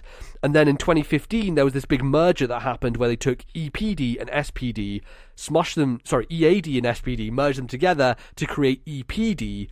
And Nintendo EPD is Entertainment Planning and Development. So it's now literally all of their software stuff under one umbrella. And if you go into Wikipedia, it doesn't do a very good job of designating who made what. It's kind of just like, from 2015 onwards, it's like EPD just made all of these games, which I think most of the public, when they look at Nintendo, and we're talking about this, think of like, oh, Nintendo, they make Star Fox and Zelda and Mario, right, not realizing that these are all individual teams within Nintendo, right? That's what Nintendo want you to believe, is that there's one homogenous thing like Disney. Disney creates X, yes. Nintendo creates, they're just a magic house of fun, and video games just appear from them, And all of these teams, from what we understand, are based like in very few buildings in Kyoto and Tokyo. So like exactly, it's all very centralized, and part of the reason that I guess we have so little information, like compared to Western developers. Totally, yeah. So the idea is that they were all merged together, and so we now have 11 different groups under EPD. Shout out to Nintendo Fandom with the wiki for like breaking this all down in very specific detail, which is exactly what I'm looking for when it comes to this type of minutia, because regular Wikipedia just not up to the task for it. But the other group was EAD Tokyo, who are also now kind of integrated into this, because the main, you went to the Kyoto office, right, when you were in Japan, Bally? Yeah, I went outside 2 separate buildings, and my understanding was one of them was sort of like the more corporate NCL financial building, and the other one was an actual development studio, was my understanding, but I don't know. So let's go through the main Nintendo EPD production groups, starting with group number 1. So some of these groups, because SPD I believe had more of a hand in other series, some of these groups are just there as support studios. So group 1, there's not a huge amount to say, I don't think, because they tend to work with other developers. They seem like the studio which is kind of co-development on third-party partnerships. So stuff like Astral Chain and Bayonetta, like they're helping Platinum on that stuff, or they would go over to Konami to help with certain things, Monolith Soft, even Intelligent Systems. So they are kind of if we have a third party that we're working with for an exclusive, they seem to be the team that you send out to help with those franchises. But in the past, they have also been responsible for a bunch of Pokemon stuff as well. So I don't know if there's a huge amount to say here. I would imagine that obviously they're working on Bayonetta 3 alongside Platinum at the moment. They might even be working with Suda on No More Heroes 3, right? Because that studio is like a larger third party. So I'd imagine they would be working with him on that. But I don't think there's much else to say about them necessarily. I'm gonna be like pitching for which one of these studios could possibly be working on F-Zero. Okay. And I want to flag that this team worked on F-Zero Climax on the Game Boy Advance. Right. So there's always a chance. So was F-Zero Climax a internal developed game, or was that a Sega one? Because I know that... That one was apparently co-developed with Suzak. Okay. And I'm not aware of Climax making outside Japan, to be honest. I think the two on... No, that's because there were 3 GBA games, right? 2 of them came outside of Japan and 1 of them stayed. Yeah, it was GP Legend and Maximum Velocity, I believe, were the only 2 outside of Japan. And I never played GP Legend, and in fact, Maximum Velocity launched with the Game Boy Advance. Right, yes. So yeah, I think the thing with F-Zero to me, Bally, is it really screams like the type of game that Nintendo don't want to make themselves, so that they give it to another studio. Capcom, I don't know if it would be Sega anymore. I don't know. Yeah, it's an interesting one, but we can maybe speculate about that. What was the last game Nintendo worked on with Sega? I guess all the Mario and Sonic stuff. Yes, yeah, that makes sense. EPD2 is a group that seems to work with like smaller companies. So they work with Camelot on the sports games, work on stuff with like Ever Oasis with Grezzo. They helped with Kingdom Battle. So these first 2, sorry, Yoshi's Crafted World. Yes, yeah. So they're working with people like Goodfield, that like Nintendo's smaller developers that need a bit of support. Even ND Cubed, who work on the Mario Party series. So yeah, they kind of working on some spin-offs, working on some smaller stuff. Do we see any more spin-offs or smaller games with the Mario branding happening this year? I think when we get to Camelot, we're probably talking about Mario Golf being the main thing, right? Yeah, I think Mario Golf is super due, and I guess this would be the team, right? To help Camelot, yeah, for to help sure. Camelot, totally. Yeah. So hopefully that's what they're working on. The most recent ones were Crafted World and Box Boy plus Box Girl. So there might be something else like small and weird coming out. I wonder if these were the team that helped Hal with that was the alien lifting thing. Oh yes, yeah. I don't. Yeah, that might be this team, even though it's not listed. But yeah, that may have come out prior to 2015 and the merger happening. So I can't quite remember. Maybe it didn't. Then we get to Production Group 3, who is much more familiar because this used to be. I wonder what they're working on. Yeah, there used to be EA Group 2, maybe. I can't remember which one, but they are the Zelda team. All they make is video games called The Legend of Zelda. So obviously they're making Breath of the Wild sequel, Bally. Here's the money question, right? Is it coming? What will we see of Breath of the Wild sequel this year? The thing with the COVID is it's so unclear how much it has impacted the Nintendo or not. Like the number of games they've rolled out could have been what they planned all along. I highly doubt it. And they have said in sort of their mini directs and things, these releases are affected by COVID. So we know that it's affected to some extent, but I just think we don't have a good idea of the extent. So Breath of the Wild 1 obviously came out 2017. We're now in 2021. I think we definitely see more of the game this year. I think, you've got it in your fantasy critic for it to come out this year. I do, yeah. I would feel safer putting money that it's going to be spring, summer 22, personally. But I think there is a chance it will come out this year. It's just...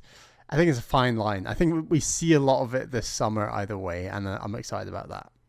Yeah, I want to know how much it is just sticking to Breath of the Wild and how much it's kind of going a bit wild. Right, exactly. If it's like Miles Morales, it just comes out. They can just turn it around. But Nintendo don't often do that. And they don't. Galaxy 2 is a good example where they kind of did. And I think that was like a 2 to 3 year gap between those games. I believe so, yeah. It's 2010 for Galaxy 2 versus 07 for the first game. Right, so. And then I guess we can talk about that with the Mario team as well. But for Zelda, it's like, I guess Phantom Hourglass Spirit Tracks is a good comparison in some ways.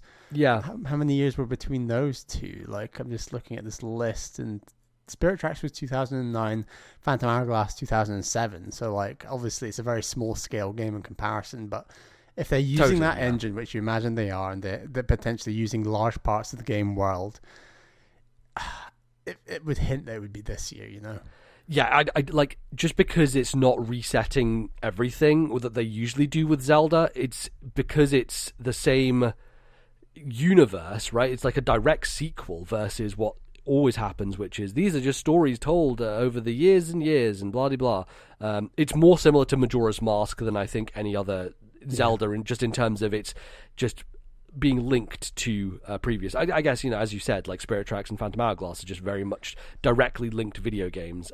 So your usual production cycle for a big Zelda game is like 6 years, probably, right? Like between Skyward and it's gotten wider as the years have gone on, I believe. Because looking at this, like Majora's Mask is 2000, and then a new system with a whole new art style with like Wind Waker was only 2003. So like that's a 3-year turnaround is crazy. Yeah, you just wouldn't see that these days in the same way, I imagine. Totally. And then like Wind Waker to Twilight Princess was another 3 years, I guess, with 06 with Twilight Princess, and then it was 2011 for Skyward Sword, 2017 for Breath of the Wild. So so these gaps are getting bigger. They are, and especially with just the scope and size of something like Breath of the Wild, a sequel, I can see it happening just because they are reusing assets and things like that. But I don't know. I think there's so much pressure on this game because the first game is just one of the most foundational games ever released, in my opinion, right? Yeah. The fact that you have to follow that up, it's like one of the most intimidating things possible, right? So they want to get it right, which means they'll probably take a long time. Yeah, I mean, when you talk about big games like this, how often do they ever come earlier or on time than what you actually think of? And I think when you actually extrapolate all the major releases, especially from Nintendo back the last decade, I really can't imagine a AAA top tier Nintendo game where it's come out and we've been like, wow, that came out on time or early. I can't actually remember. Yeah, no, it's very true.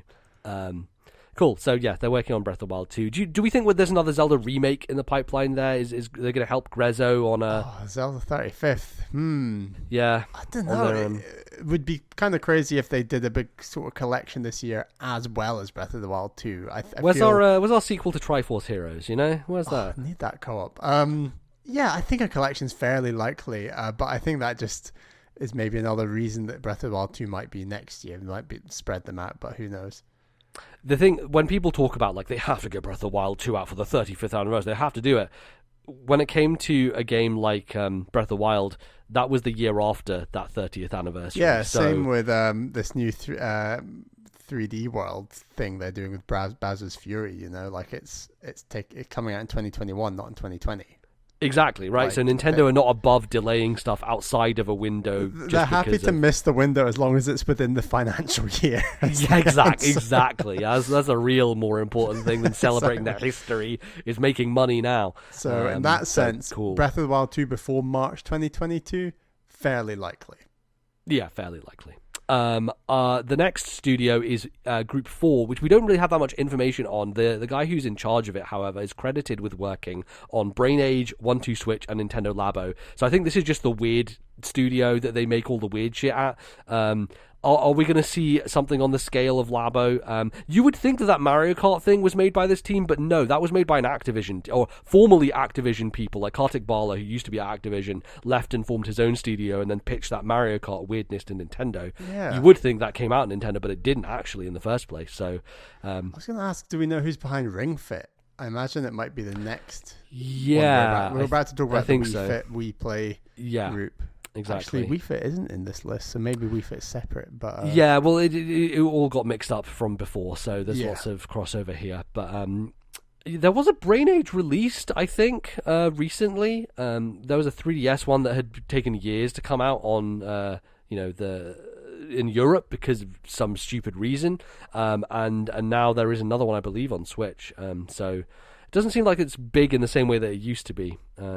What do we get 3-4 swap? What was it you said as your prediction one time for a sequel? Yeah, I don't know. I don't know what's going to happen. I do think like Nintendo's always going to be crazy and zany, and you are always going to get 1-2 Switch or Ring Fit Adventure or something weird. Yes. I think in my predictions we were predicting something sort of. I think I predicted like a Jump Rope Challenge sequel. Like I think. Mm-hmm. I would expect something crazy in 2021 that is from like a smaller team like this one. So.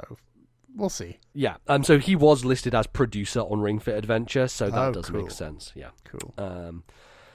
Yeah, weird stuff will be happening. Group 5. This is an interesting team, so obviously very successful for Nintendo because they made Animal Crossing New Horizons. And Also Splatoon. So they worked on some Wii games as well as Splatoon and Nintendo Land and Animal Crossing. This is the one group that's probably on a holiday, whereas the other ones are probably Yes. busting their asses right now.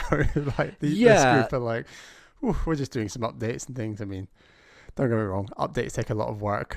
I wonder, because I know that, so Nogami, who's the guy who was in charge of Splatoon, he's like a separate director from Aya Kyogoku, who's the director of Animal Crossing. So I wonder if even within this team there are multiple games being worked on. I wouldn't be surprised if a new Splatoon is their current game that is in development. I wonder how much of a big departure it would be, or if it is just a Splatoon 3 that comes out in 2 years' time. Or if they do like something spin-off with that universe, and if this is the team that would even do it, Yeah, I wonder about that, right? Like, did Nintendo go back to the team who knows the IP to make a spin-off, or do they go to a different team who has a different kind of pedigree to do a spin-off with the IP? My thought is definitely we're not going to hear anything from this team for a while. If we do hear from them, Splatoon is probably the most likely course, because they've got dueling successful franchises now, and that seems like a strong combination. So it's good stuff. Production Group 6 is the next one. This is basically the support studio for all of Western Nintendo stuff, which means they help Retro Studios, they help Next Level, they help Nintendo Software Technology. That's basically what they do. I imagine they're supporting on Metro Prime 4. They're probably helping Next Level become a first-party studio in some ways. We'll talk about Monster Games at some point, but I don't know, they've done a bunch of remastered stuff for Nintendo in recent times. Excite Truck was one of their previous ones that they made, but yeah, this is just kind of helping out with those Western studios, so not a huge amount to say there. They're just busy with Prime 4, we imagine, right? Yes, yeah, this will be the main thing.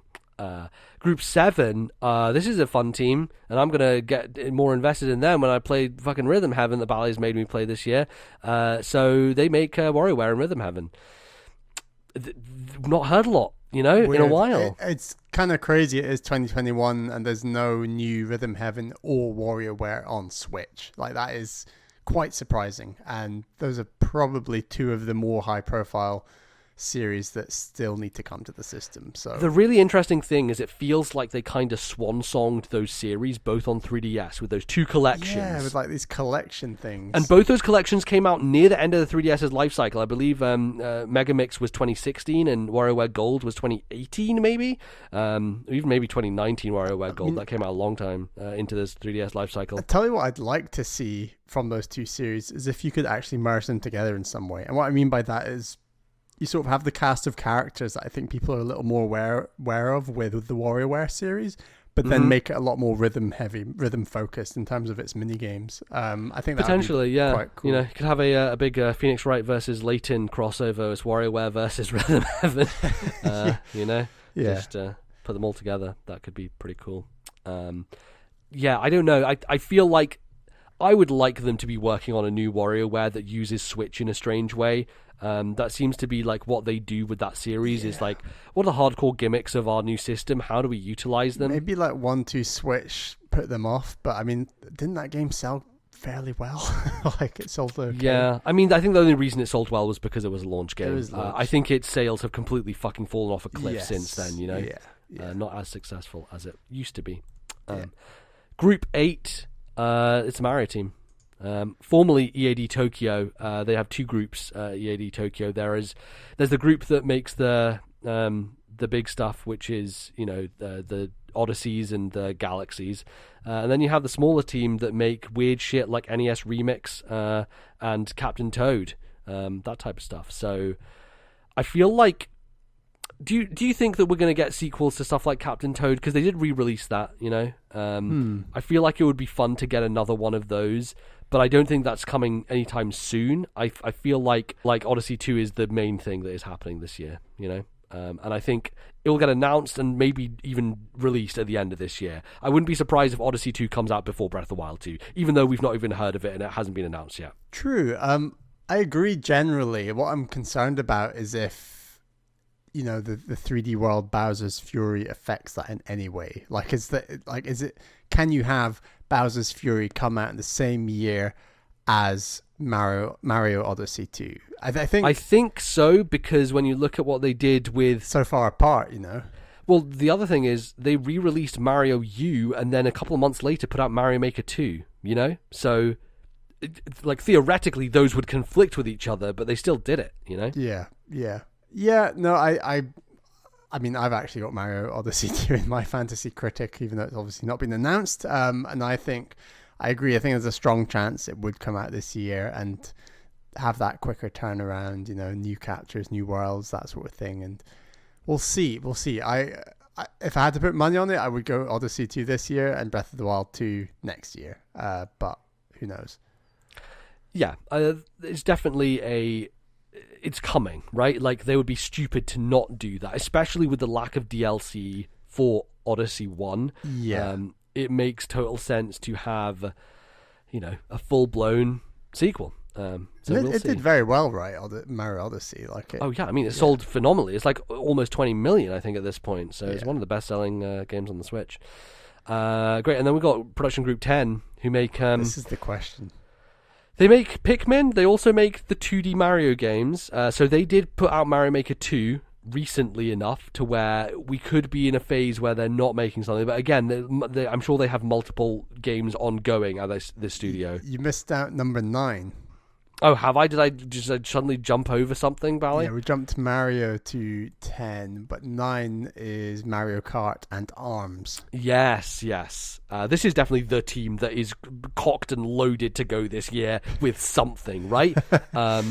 Mario Kart came out. The wild thing about this, right, is that they literally released 2 games within a month of each other, technically, even though I'm sure that, there wasn't a huge amount of work that went into Mario Kart 8 Deluxe because it's literally a re-release. But those 2 games from that studio came out at the start of the Switch's life cycle. And ARMS, I don't think took off in the way Nintendo wanted it to necessarily. I think there's still some good ideas there that it could potentially have. They now have representation in Smash Brothers through Min Min. They keep doing those free weekends with ARMS and trying to get people in. I can see another ARMS, but also, when you look at this team and how much Mario Kart has sold, it feels like they got to do it. It feels like another Mario Kart has to happen. It's so hard to know whether they're of the mindset we don't want to eat our own tail with Mario Kart, or whether they say go big or go home. If Mario Kart is still selling so well, does that not just mean that another Mario Kart would sell very well as well?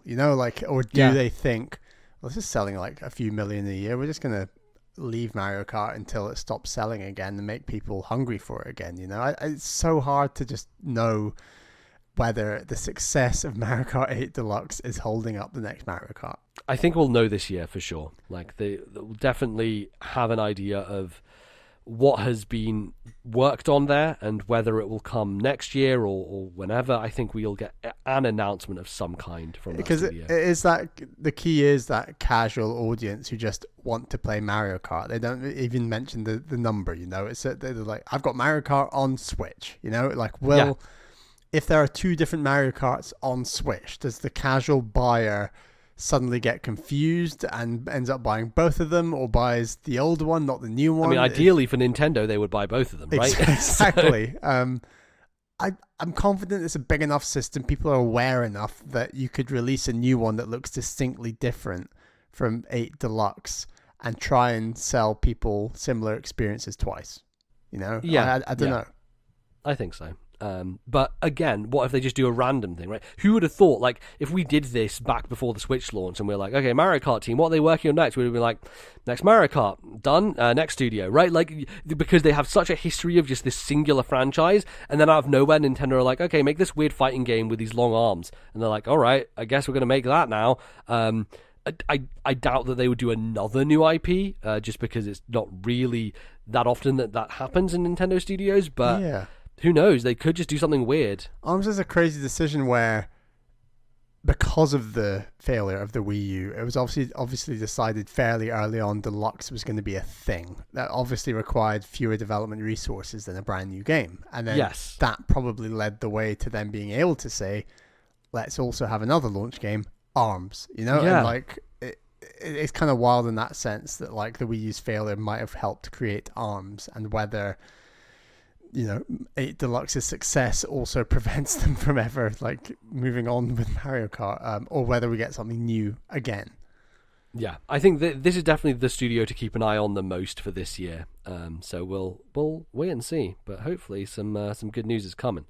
And then yes, I did cover a little bit, but the final studio is there's the 11th studio who make phone games, which I don't think we really have that much interesting to say about.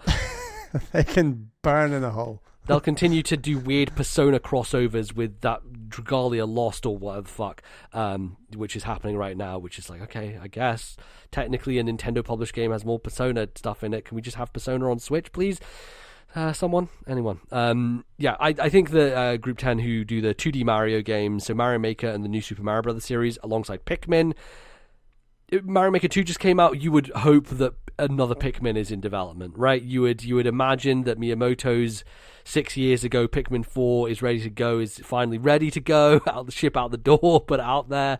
But who knows? This is another kind of team where I look at it and I'm like, well, they could also just take another crack at 2D Mario and just put out something totally new with 2D Mario. When you think how well 2D Mario sells, like, what if they go for and hopefully it's not as safe as we think it might be. It might be something with a new art style or new mechanics, but I think 2D Mario just sells so well, and Pikmin 3 Deluxe did just come out that, they might just go back to 2D Mario. Now here's an idea. What if they take their chops from side-scrolling platforming and take their IP, Pikmin, and actually do an in-house developed Pikmin game that isn't shipped out to someone like RSS who can't make a competent platformer. A good Pikmin 2D platform. Exactly, a good, actual, legitimately good Pikmin 2D platform. I doubt that would happen. I think there's some degree to which the water is poisoned, where if they announce one of those, people will be like, oh, that last one was shit, I don't care about this, right? Even if it is really good. They kind of just like wet the bed when it came to that idea, maybe. I'd be interested, like, also if the Switch Pro does come out, if they want to have a few games that utilize its extra oomph, and whether that would be a 3D rather than a 2D Pikmin experience or something. Like, that's something we've not really mentioned this segment, but like, what if the Switch Pro does come out and launches alongside something like Mario Odyssey 2 or Breath of the Wild 2, or does that change the development cycles of any of these games? Maybe some of these games are ready to go that they're just holding back because of Switch Pro. Like, I don't know. Yeah, who knows? It's definitely a lot of things, a lot of plates spinning. But that pretty much closes out the main Nintendo studios, the internal developers. Obviously, Nintendo work with a bunch of other studios and partners, and they have their subsidiaries who are Nintendo-owned studios, who obviously do a lot of their other stuff. So we've got One Up Studio, who they used to be Brownie Brown. They did that weird. In Layton, there was what's it called? London Life in Layton, which was like a mini RPG within the fourth Layton game, I believe. Worked on Mother 3. They haven't really done a huge amount in the last few years, though. They feel like one of those studios who's maybe on the rocks to some degree, and not, they made Fantasy Life and helped Level 5 with that. But they do seem to have been reduced to more of a support studio at this point in time. When you look at their track record, Captain Toad, Ring Fit Adventure, Animal Crossing New Horizons, 3D All-Stars, they're not really making their own stuff anymore, which is a bit of a bummer, I would say. But it's kind of the way of it, They've just been absorbed in some ways just to Nintendo's own development. Maybe one day they'll, make something new, but alas. As long as what's-his-face, who is in charge of the Mother series, doesn't want to make another one of those games, that's not going to happen. So, Creatures Inc. is obviously Pokemon. What's happening with Pokemon this year? Diamond and Pearl Remake is the thing I think a lot of people are suspecting. There's two routes, right? There's either Gold and Silver, Let's Go, or there is Diamond and Pearl Remake. What are you putting your money down on, Bally? I hadn't thought about Gold and Silver Let's Go until kind of funny we're talking about it, and I thought, you know what? That's probably really likely. Yeah.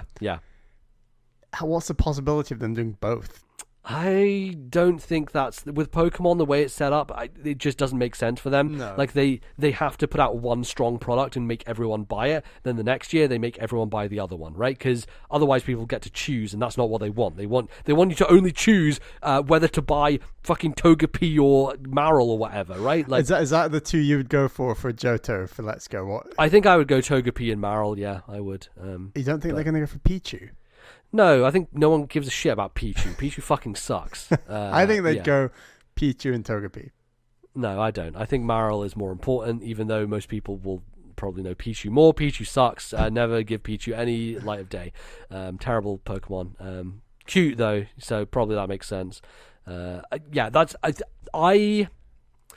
you got to think of like what's the money maker, right? Like when you think about a brand new Pokemon versus Let's Go, obviously the brand new one did a lot better. Sword and Shield sold better than Let's Go. However, when you're talking about a remake versus of Let's Go, I think Let's Go, I think Let's Go is probably a more wide appeal nostalgia bait, especially looking at the Switch audience and like how older people are buying Switches as well, like millennials and people in their like 30s now have nostalgia for Gold and Silver far more so than, most people grew out of Pokemon aside from us who are still playing it at Diamond and Pearl, so right. That's the stronger play, I would say, is probably Let's Go series for Johto. So I'd prefer a Diamond and Pearl remake personally, but it's not my choice to make. It's the money people's How mad choice. is it we're on to Diamond and Pearl remakes? I feel so fucking old, Bally. I don't even want to tell you how old I feel that is where we're at. But yes, we're at that point. Monolith Soft. Oh, let's get tasty here. This is obviously one of my favorite Nintendo studios. Anytime they announce something, I'm on board. I'm just going to be there. I want to see what they're doing next. And we have a couple of options on the table. Xenoblade 3 is a potential option. There's a potential for an X sequel to Xenoblade X, which I think is probably the least likely. And then we have that weird medieval project, that they put out a bunch of artwork for, and nothing else is known about it. It's just concept art, but it sounded like it was going to be an action RPG more so than a turn-based kind of game. Even Xenoblade is not turn-based; it's like this mix of like MMO and action, but a more direct action game. So I think probably Xenoblade 3 is the most likely, just because it's the one that's the most popular right now, and Nintendo would probably want them to make Xenoblade 3 the most. But I would love to see something new from them, a different IP. That would be fun. Who could say? But I have a feeling we will know this year what Monolith Soft are working on. It's been enough time since Xenoblade 2 and Torna that they will announce something. So, yeah. ND Cube, they make the Mario Party series. Super Mario Party sold fuckloads of copies. They're going to make Super Mario Party 2. I don't think that's in debate, really.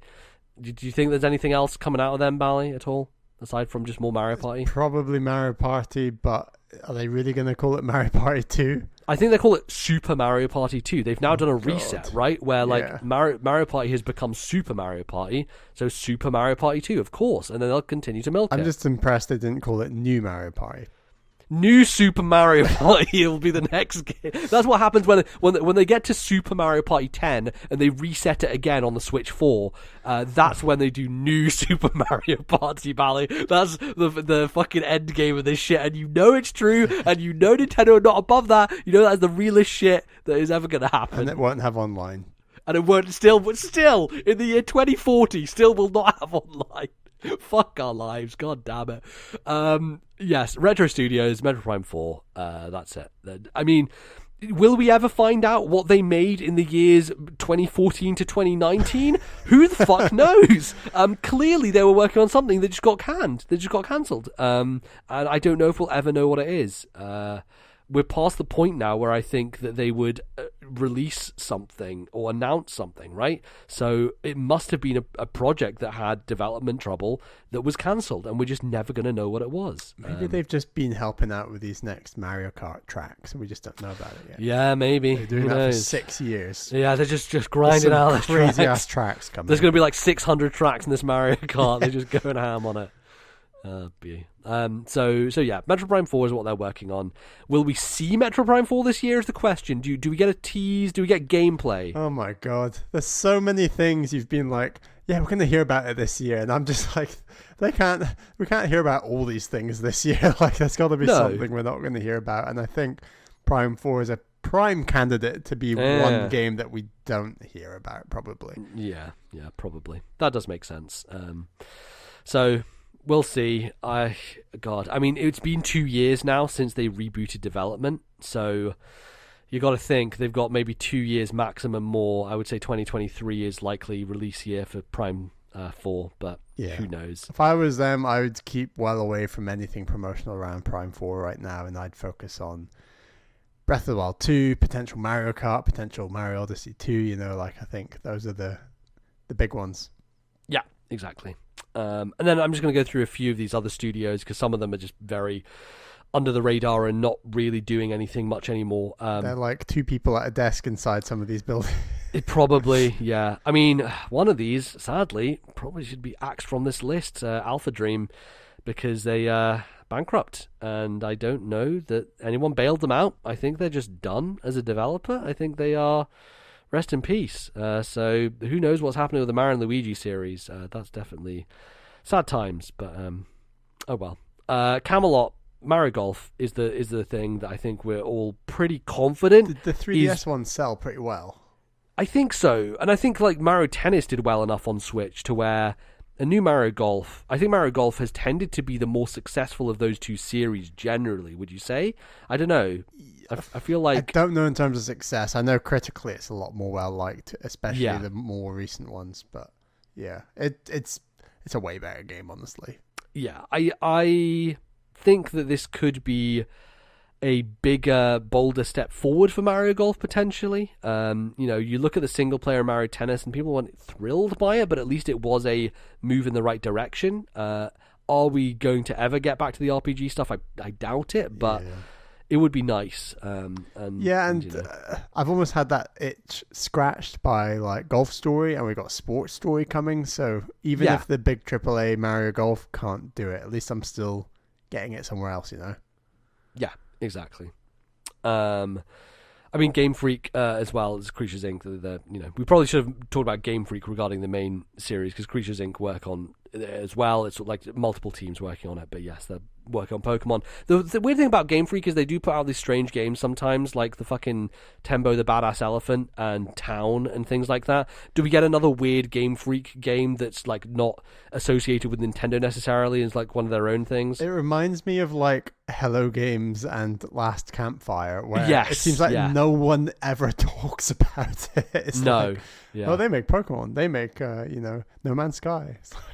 I need to do. There should be a point when I just sit down and I'm like, okay, I'm going to play all these other Game Freak games. Like, just go through the list and like play Tembo. Play the horse betting one on. Oh 3DS. Yeah, damn. Yes, Pocket Card Jockey. I think Pocket Card Jockey. That sounds like fun. Yeah, I should go back to that. I need to add that to my list. I've got a big list of 3DS games that I need to buy before the 3DS dies, and you can no longer access the eShop. That's some serious work right there. I know. Like, I remember when people were doing it for the Wii Shop channel, and I wasn't as invested in a lot of Wii Shop games, but like, there's stuff that has gone by over the years on the 3DS eShop, stuff like the what they called the games that were the part of that little collection. 01, I can't remember the name of the collection. It had Aero Porter in it. It had Liberation Maiden. It had Attack of the Friday Monsters. All those games in the Guild collection, Guild 01, Guild 02. Those games are like mini eShop games that were like done by very famous developers that like these small experiences that will just disappear when the 3DS eShop disappears, and I need to get them all before they go because I'm very interested in checking those out still. So anyway, yeah, one day I'll play through those Game Freak games. Also, Harmonite. Shout out to Harmonite. I need to play that. Grezzo, obviously the remake team. We would imagine they would be helping to do the Wind Waker, Twilight Princess, Skyward Sword collection, theoretical collection that's coming for the 35th anniversary. Grezzo, Nintendo's Blue Point in many ways. Just here to remake all their old games and sometimes get a shot. Yeah, seems fairly likely. Yeah, I don't think there's much else that they would be working on. HAL, obviously, pumping out Kirby games left, right, and center. Will there be another random free-to-play Kirby game this year? I would put fucking $2,000 on that bet. Yes, there will be. Sorry to go back, because I do a pitch on Grezzo. Yeah, go for it. What if... So Grezzo did the Link's Awakening remake. What if they do some other... remake, if they do the Oracle games with that engine. What about Super Metroid, or something like doesn't? Damn, that is interesting. I mean, Grezzo have kind of been just put into this box of Zelda remakes, but you're right, they could do other remakes. They did also do Star Fox, I believe. They to did get Star Fox 64 onto 3DS. Did they? I don't think they did. They did. They did Luigi's Mansion on 3DS, however. Right. So they didn't do Star Fox, but they did do Luigi's Mansion. So they have stepped outside of the little Zelda area for a little bit. But yeah, Link's Awakening was the last thing they worked on. I imagine that, yeah. For me, it's the most obvious thing is the 3D Zelda collection, but yeah, I'd see potential. Like, if they did want to do a Super Metroid remake, that they could be a good studio to go to, for sure. Yeah. So that's a nice dream to have. I like that. Didn't talk about Goodfeel. Goodfeel put out, obviously, Crafted World most recently. Can they please make a Wario game again? Please, can someone make a Wario game? Somebody, anyone. How long until we get a 2D platformer from either DK or Wario? Man, now that Retro are back on Prime, I don't know that anyone inside Nintendo has the DK bug. You know, is anyone going to make one of those? They probably have to go to another outside developer. Does Next Level make the DK game? Will we get a sequel to Yooka-Laylee and the Impossible Lair before Nintendo make another DKC game? I think that's very likely, to be honest with you. Yeah, yes, actually. Yeah. What if Nintendo buy Playtonic and just make them make another DK game, right? That's like the most full circle like movement of developers. Like, oh my God, we should do a podcast about that.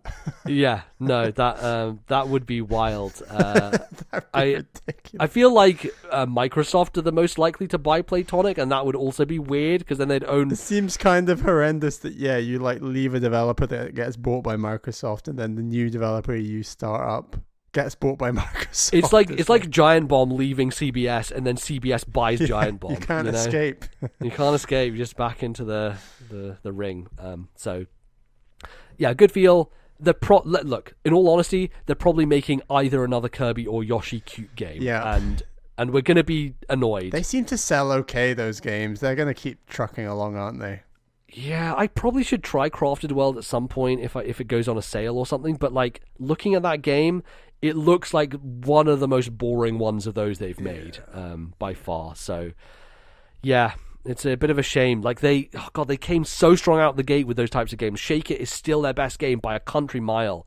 And I'm so bummed that they are not making another Wario Land. They really need to do that. Yes, and then we have Intelligent Systems, who probably making either a Fire Emblem remake or another Fire Emblem, new Fire Emblem. Maybe Bandai Namco are working on a Three Houses sequel potentially, alongside Intelligent Systems just doing another Echoes game. For, I would say the two options are most likely are a Radiant collection, which would take the Wii game and the GameCube game and package them together as one, or it would be a remake of Genealogy, which is Fire Emblem 4. Those are the two Echoes games I think are most likely. I would say Genealogy is probably the most likely just because, according to a lot of people, Three Houses is most similar to Genealogy in the series, generally. And having that engine, having that team ready to go to make it, maybe that's what Bandai Namco are working on. Maybe Intelligent Systems are working on the next new one versus Bandai Namco working on an Echoes. Sorry, I keep saying Bandai Namco, I mean Tecmo Koei. Two studios that Nintendo work with a lot. Obviously Tecmo Koei working on all the Warriors games and stuff like that, but yes, Tecmo Koei were the ones who worked on Three Houses versus Bandai Namco, who work with Sakurai and Smash Brothers. So yeah, those are my thoughts there. Advance Wars is dead, Bally. Let's just fucking put a bullet in its skull. So yeah, and there are some other smaller studios here. Does Skip still make Chibi Robo? I mean, that Chibi Robo game was kind of bad on 3DS, so are they still doing stuff? Who knows? Yeah, I think that kind of covers it. That's pretty much all of Nintendo Studios, and there's a lot. I feel like, yes, there are a lot of guns here that are loaded and ready to fire. How many will be shot this year? Nintendo, as we know from last year, like to be like, anyways, this Paper Mario game's come out in 2 months. See you then. You know, right? Like, it just, if they want to put something out, they will wait right before announcing it at this day and age. So we could be in for a lot of surprises. We could also be in for a lot of pain and waiting for stuff that just never gets talked about until after COVID stuff is, the world's a bit more normal again. So who knows? I mean, what if this year is just the year where they finally get out stuff we know has been worked on for a long time that we already know about, like a Bayonetta 3, and what if that's like the tent pole release? Like, I would be fine with that, honestly, right? Like, I think the big, like, we have the 2, 3, 4 punch, which is Breath of the Wild 2, Bayonetta 3, Metro Prime 4, right? And it's like, what order are those coming in? Are those all going to be one per year for the next 3 years? I think if that's the case, then we probably get Zelda, then Bayonetta, then Metro Prime 4. I was going to go Bayonetta, Zelda, Metro Prime 4. Well, here's the thing about it. Like, we've seen more in-game footage of Zelda than either of those other 2 games, despite it being announced last of them. You know? Yeah. We've seen nothing of Bayonetta 3. We've seen nothing of Metro Prime 4. So I would argue Zelda has the most likely chance of coming out first, wild as that is to say. So, yeah, I don't know. It does feel very weird and quiet and empty, like the whole release lineup. Like Nintendo games coming out this year, it's like Pokemon Snap. Can we think right? of Which that's also apparently being made by Bandai Namco. So cool. Bandai Namco basically owned by Nintendo at this point. Like, they use them to work on so many of their franchises. It's kind of crazy. But there's nothing else confirmed for this year from Nintendo. Directly from Nintendo, no. We still have third-party stuff like Monster Hunter Rise that's coming out. Got Bravely Default 2, Persona 5 Strikers. You know, there's a few things. Shin Megami Tensei 5. There are those other third-party games. Even No More Heroes 3, which is probably a bit smaller scale than some of those. But can they get through this year with just those? I don't know. I think that there has to be at least something like a new Monolith Soft game at the end of the year, or, you know, one of these studios, like the ARMS/Mario Kart team, has to put out a game. I think they need something that gets like Western media excited, you know. Yeah, you say, yeah, I don't know. It depends, right? Like, there are certain games that still get people excited, but not maybe as much as the big stuff, right? Yeah. And the big stuff, they've just fired so many of those already. Like, we have so many big games on Switch at the current time that a lot of it is waiting for sequels to those big games, or even maybe thinking that some of the lesser games are coming. You know, some of the lesser franchises are going to be announced. So, I don't know. Honestly, like, given the way that last year went for the Switch, and given just Animal Crossing's complete and utter dominance, it doesn't really matter to your average consumer. It matters mostly to people like us who are just sitting here twiddling our thumbs waiting for stuff to get announced. Yeah. They're like one of these Let's Play YouTube channels where the big stuff's already been put out years ago and they're making money off of that, and the new stuff is few and far between. Yeah, it's like my Little Big Pokemon videos still making money for me all these years. They're just raking it in from Mario Kart Deluxe and Animal Crossing. You don't need anything else. Totally. Cool. Well, I think that's a pretty thorough examination of Nintendo's output and what they could potentially do. Let us know if you think we missed anything. You know, did you want us to talk about, I don't know, Vitae, who apparently the studio who made Steel Diver? Did they make anything since then? Okay, Vitae, here's a fun fact. They also made Tank Troopers. They did Steel Diver, Sub Wars, and Tank Troopers. 3 of Nintendo's probably least successful games of all time, I would imagine. So when's the next Dylan game? That's the series we need to try out. I know, yeah, they love Dylan, man. They fucking try out Dylan all the goddamn time. I'm sure there will be one. But in any case, that's going to close us out for the show. Thanks everyone for listening. You know, you can find us all over the place, lots of places on the internet. You can find us on Twitter, where you can go to @TNL Podcast, where we tweet about things that we're doing and stuff that's going on. You can follow me @LordNBZ. Where can they find you, Bally? I'm on Twitter @Ballyman91. That's BALLYMAN 91. And what was I tweeting? I was tweeting that Desperate Housewives is coming to Disney Plus. Oh, for God's sake. In Europe, at least, which is very exciting. It's weird. They just dropped a big tranche of old stuff that they just seem to have done some deal to get absolutely tons of stuff. It's so weird. Yeah, well, they need it, to be honest. Or maybe they don't. Maybe they don't. They're fucking Disney. Who fucking knows? They've got like 92 shows announced for Marvel and Star Wars. So, did you see they're bringing back that whole stupid premiere thing for the new Disney animation film? What, pay 30 quid to watch it? Yeah. Is it Yara, Zara? Tara, yeah, I think I know what you're talking something about. Ara. I can't remember the first letter. Is it the one that Kelly Marie Tran's playing the main character in? Yeah, I believe so. Yes. Yeah. Yes. Looks really good, actually. So, but yeah, it does. I think you're going to have to wait a few more extra months if you want it included in the $5.99 a month or whatever. But anyway. Yes, thanks Disney for Thank these you. just inventive ways to continue to just make capitalism run itself into the ground. We just really appreciate it. You can also help us via capitalism. It's Patreon. What a segue. You can support us on Patreon, get bonus shows, all that fun stuff. We would like to thank some of our supporters, Bally. Yes, thank you to our $10 tier patrons. They are Zach S, Atari Alex, Thomas, Matthew, and my fiancée Caroline. Thank you for your support. And yeah, we've got an episode of This Nintendo Life coming out every month at the moment. So yeah, check that out for $1. You can download all the relevant episodes. Absolutely. Patreon.com/ThisNintendoLife. You can find the show in various places. We're on Spotify, we're on Stitcher, we're on podcasting apps all over the shop. Just search for This Nintendo Life, subscribe to the show, and it'll download to your thingy every week. You don't have to worry about it. Go give us some ratings on iTunes. Even if you don't write a review, just rating us and giving us a star rating is helpful to get us up the charts there. And pretty easy process to go do and takes a few seconds. So that would be very nice if you would like to do so. And that, I think, is pretty much it. That's Amiibo, Bally. What's your thoughts? Any more Amiibo coming, aside from the Smash Brothers ones? I don't know. Is it still going with the whole... I don't think so. I think like the Smash, Sakurai always announces like new ones every time he does one of his mini presentations. He's like, "Here's Joker. You can buy him now, I guess."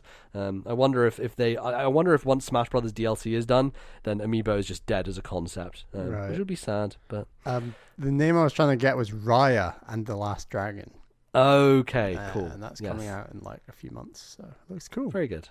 Cool. Well, we'll watch that, I guess, at some point and maybe talk about it on a bonus bits or something. But anyway, that's us for the show. That's us for this month, January. We're in February now, and we'll continue to talk about Nintendo and video games and stuff. And thanks for listening. We'll see you next time. Bye-bye, folks.